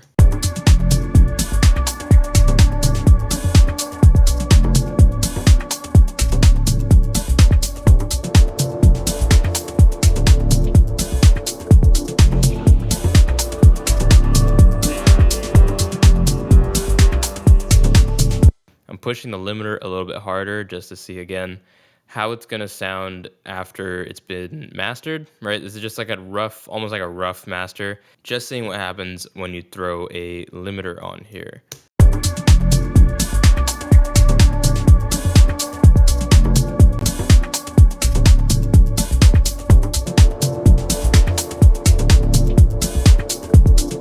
Our loudness is looking pretty good. Integrated LUFS is sitting around a negative 11, which is good. You know, we're actually just under negative 11, so I'm pretty happy with that. And yeah, that sounds good. All right, so it's getting kind of late for me, so I should probably give my ears a rest. And then so I'm gonna come back tomorrow and finish mixing it and see what other little minor touch-ups are needed to put this thing together. All right, it is day 2, and I am back with some fresh ears. I just took a listen to the track, and I'm already hearing things from a little bit of a new perspective.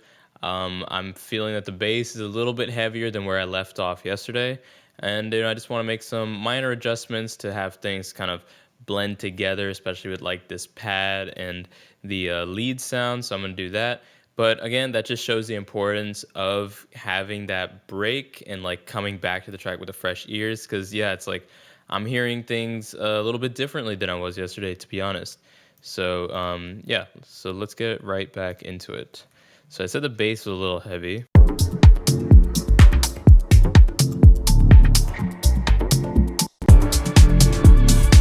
One of the last things I did yesterday was actually add a drum bus to the bass right here, and I actually added to the kick as well. So the entire low frequencies is definitely a lot louder. So I'm gonna come into here and just turn this down by maybe a dB, 1 dB, maybe dB and a half.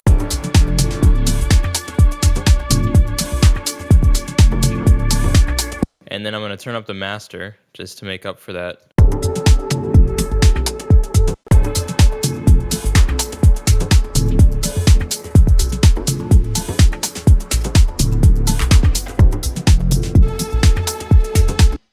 Yeah, I think I like where that sits. And if we look at the spectrum analyzer,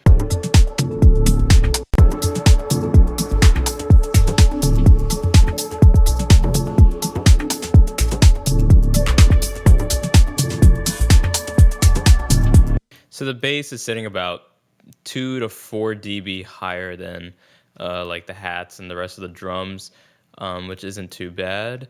And I still want to bring in a little bit of mid-range. I mean, there's more high-end and low energy stuff going on in this track anyway, so you're not going to have like the same level of mid-range unless we bring up the lead to like a pretty loud level. But I think these can be compressed some more and just kind of brought to the forefront a little bit.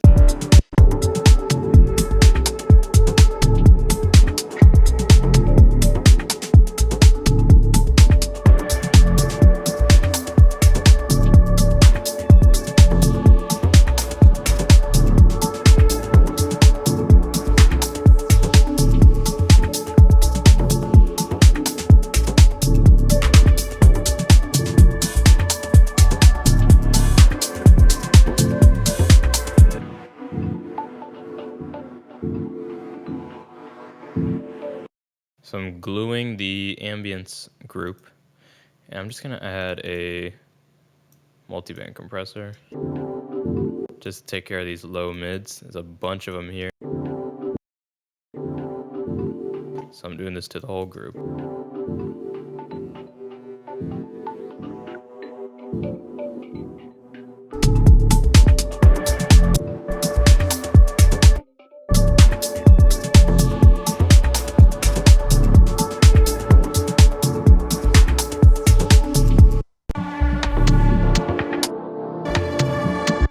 Now what I'm going to do is I'm going to sidechain the lead to the pad using a multiband compressor, because I only want to sidechain a certain frequency range, just to let this pad cut through when the lead is playing. They're both occupying similar frequency ranges, so I'm just trying to get the lead out of the way of the pad. So if we just listen to the pad by itself, it's back on default. You can see there's, it's a decent amount of low mid information here. It's actually quite a lot, around this 2 to 400 range. If we look at the lead,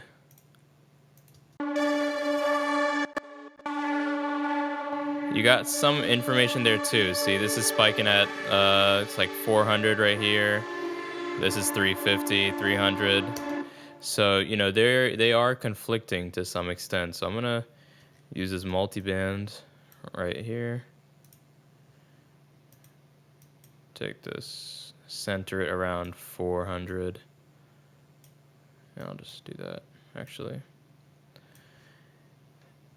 And then come into here, see right here, you got sidechain, and we're gonna select the pad. And come into here, we wanna go to expert, sidechain is external.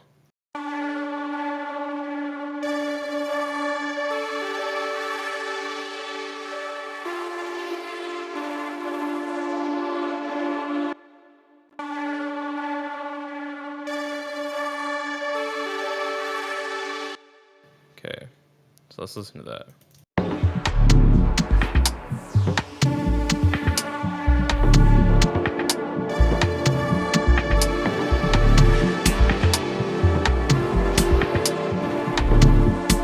I'm gonna do a little bit more of it, just a little bit higher.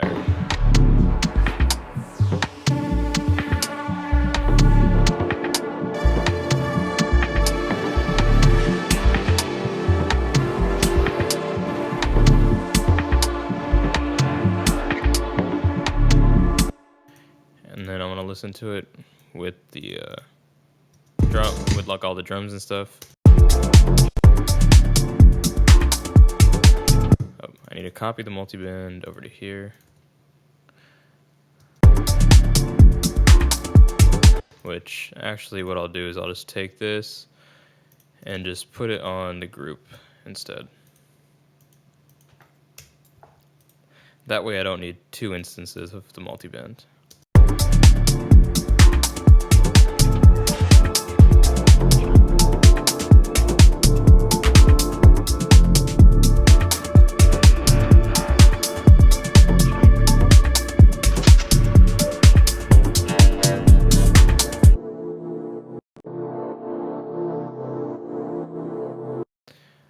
And I want to just do that as well.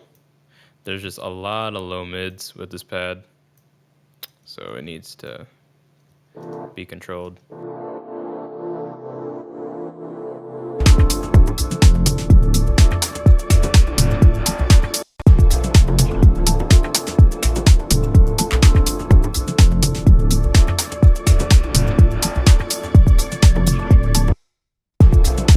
Oh, can't use that filter actually. Let me go into here. What is this being automated? I forgot. Oh, it's being automated over here. So actually this just needs to be down. I don't know why I have that at 0.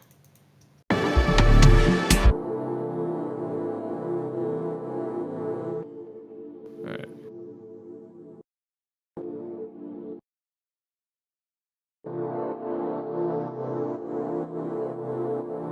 Okay, that sounds pretty good.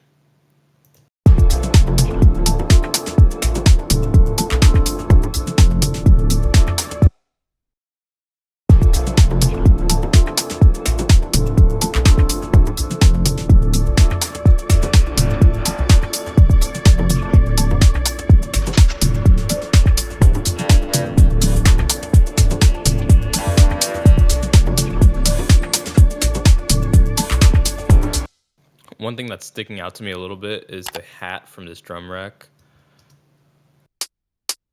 It's pretty sharp if you listen to it. So I'm just gonna take a compressor and just, actually no, I'm gonna use a multiband compressor. Just gonna set the attack to pretty much 0.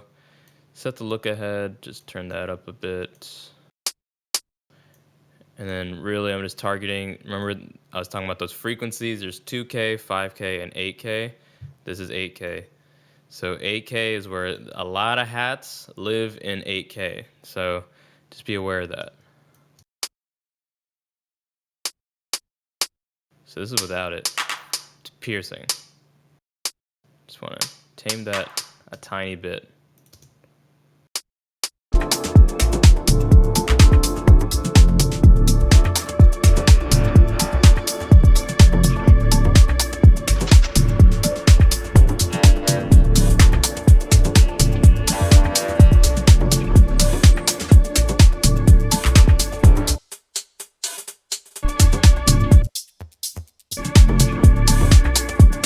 And I'm going to do the same thing to this top loop.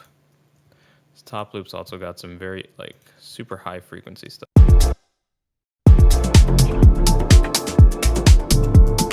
I don't want to go too hard, just a little bit.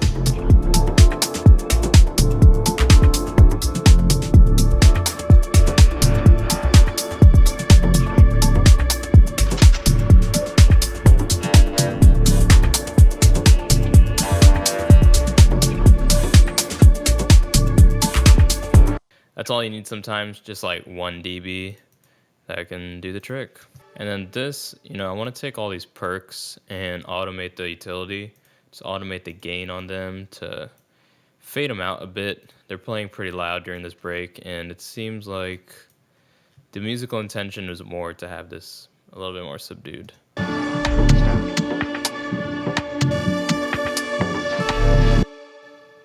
So the drums come back right here. So I'm just gonna turn this down a couple dBs. Have this like fade in.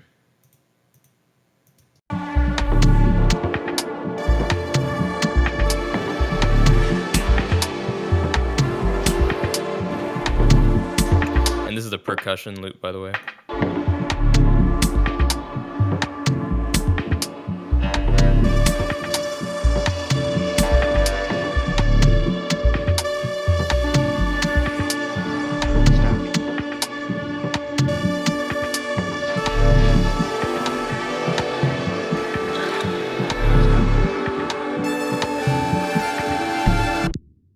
I'm gonna do the same thing with this one.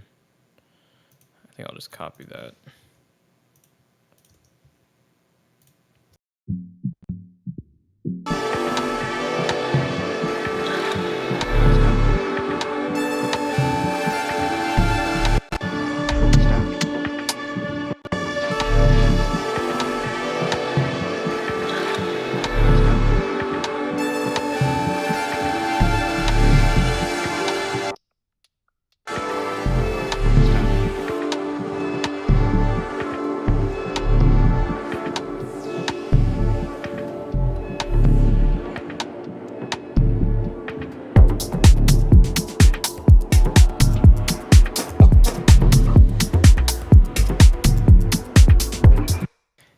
So that allows it everything just hit harder when it comes back in, right? Because if you're thinking about it, like the impact, it's all relative. So if everything else is quieter, that impact's just gonna punch that much harder. Everything is relative. So same thing with this. I'm gonna automate the gain here. This one, I'll just have it kind of constant.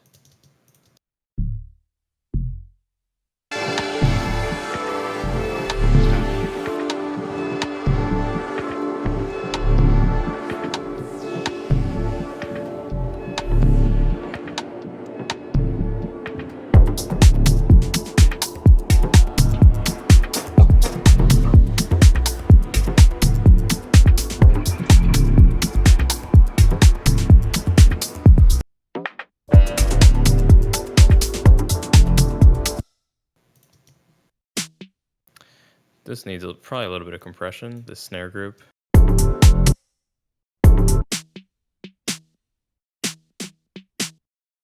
Just gonna set the attack to about 30.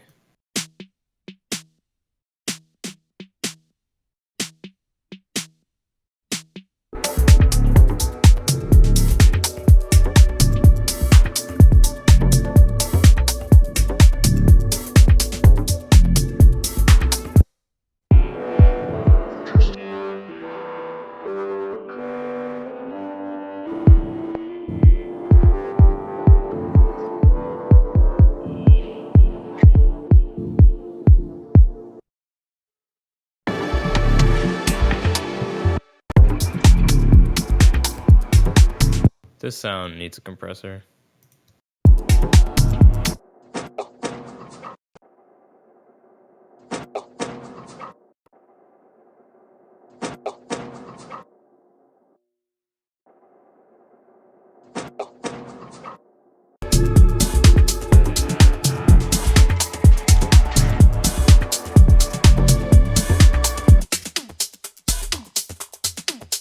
drums are a little bit crowded. I think maybe because of this hat loop. No. I think it might need another multiband. There's just something with like low frequency. That thing's still okay. I'm just gonna high pass it. Yeah, there's no reason to have that kick in there, to be honest. Maybe just a tiny bit. No.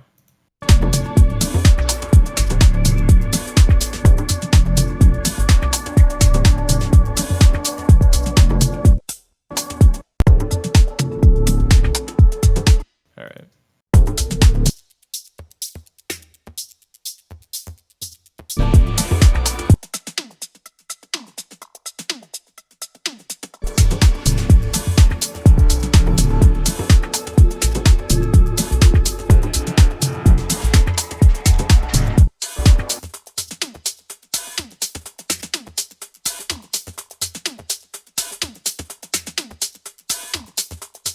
Little bit on the bottom end, and honestly on the top end too.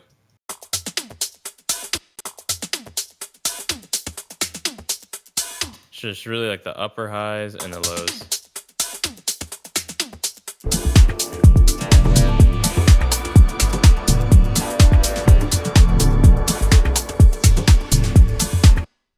Maybe I don't need it on the highs.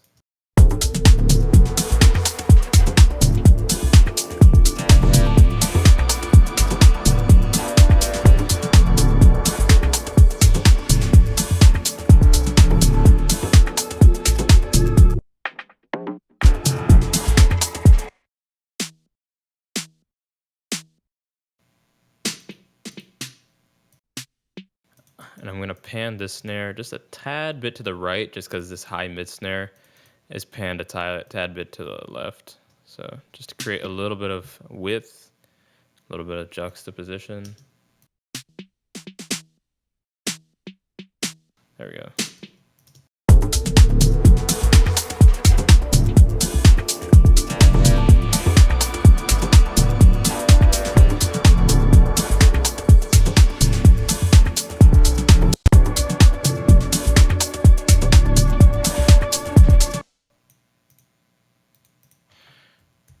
Remember this this EQ, just finishing up the automation with that.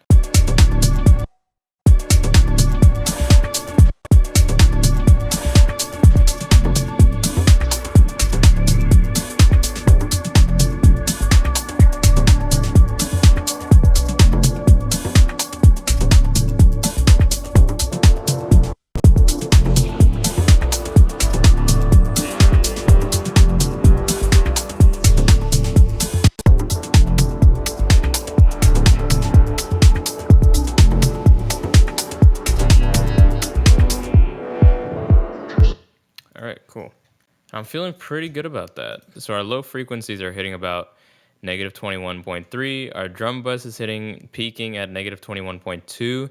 For me, this is good. I always find it that it works best and it sounds very balanced when you do have your drum bus and your kick bus peaking around similar levels.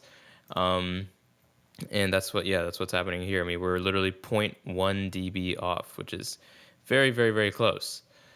And then let's see, this ambience bunts. I mean, naturally, the stuff that's not very transient, like these pads and synths and stuff, they're not gonna be as loud, especially when it comes to like peak value, because all those peak values are coming from transients, like the kick, the punch of the kick, the crack of that snare. All that is what's contributing to that value. But here, we don't really have anything like that, so it's gonna come back lower at negative 33, and that's normal. I want to give this drone some stereo separation in the high end. I'm just going to use ozone for that,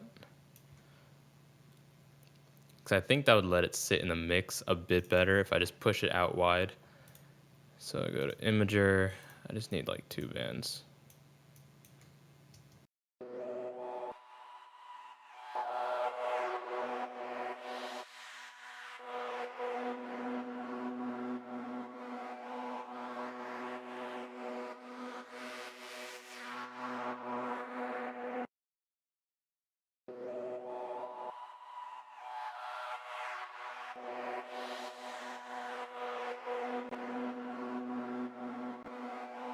All right. Alrighty, so I just took another break, freshened up, reset my ears again, came back, listened to the track, and I heard just a couple little minor things that I fixed up. So I'll just share that with you. So the first thing is I made a slight little cut at the upper bass for the entire low frequency bus, this little 1.5 dB cut at 119 hertz. I heard just a little bit of boominess, so let me just play that for you. So here's with it off.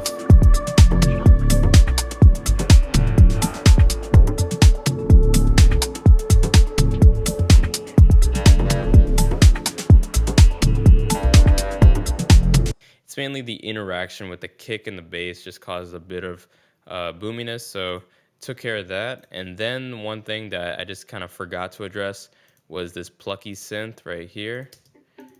All I did was added some automations to fade it up from the intro, fade it up from -15 dB up to 0 dB. That's how the artist had it in their like premix kind of thing. So I just copied their intention there. But yeah, this is the mix that I'm gonna send them ultimately for review. I'm sure there'll be like little minor tweaks here and there. They'll have some feedback that's pretty normal. But overall, this is my mixing process. And yeah, I'll play you the mix track just like at the beginning of the video, so you can kind of compare the before and the after. And of course, before I send it to the artist, I will take off the limiter, or at least decrease the gain on limiter so it isn't limiting. But yeah, before I play the track, I just want to say, if you found this content helpful, please do subscribe to the channel, like the video, go to my Insta, follow me there, check out my music. I would highly appreciate it. And I hope you all have a wonderful day. Peace.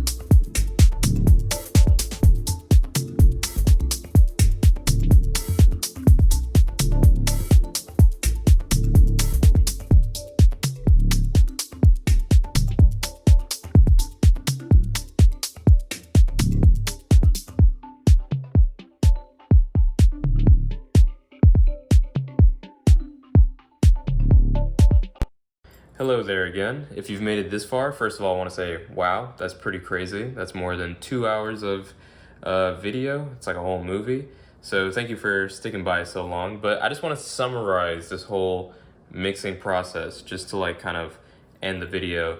So really, to demystify mixing, you can just break it down into, first of all, levels. Levels, I would say, is the most important thing. If you can get all the levels for your channel balanced and correct, that's like 80-90% of the way there. After that is making sure all the frequencies are balanced, so you don't want overlapping frequencies, or if frequencies are overlapping, you need to know what tools to use to resolve that issue. So either you might want to pan them, right, so they're not occupying the same space, or you might want to sidechain them, right? You could use a compressor, sidechain them, or use a multi-band compressor and sidechain just certain frequency bands to get those sounds out of the way. So that's frequency. Then you want to control dynamics. That's where you use compression. Again, you could use compressor or multi-band compressor. So that's going to control dynamics of all the channels, making sure if you want things at a constant volume, you can do that. Or if you want things more punchy,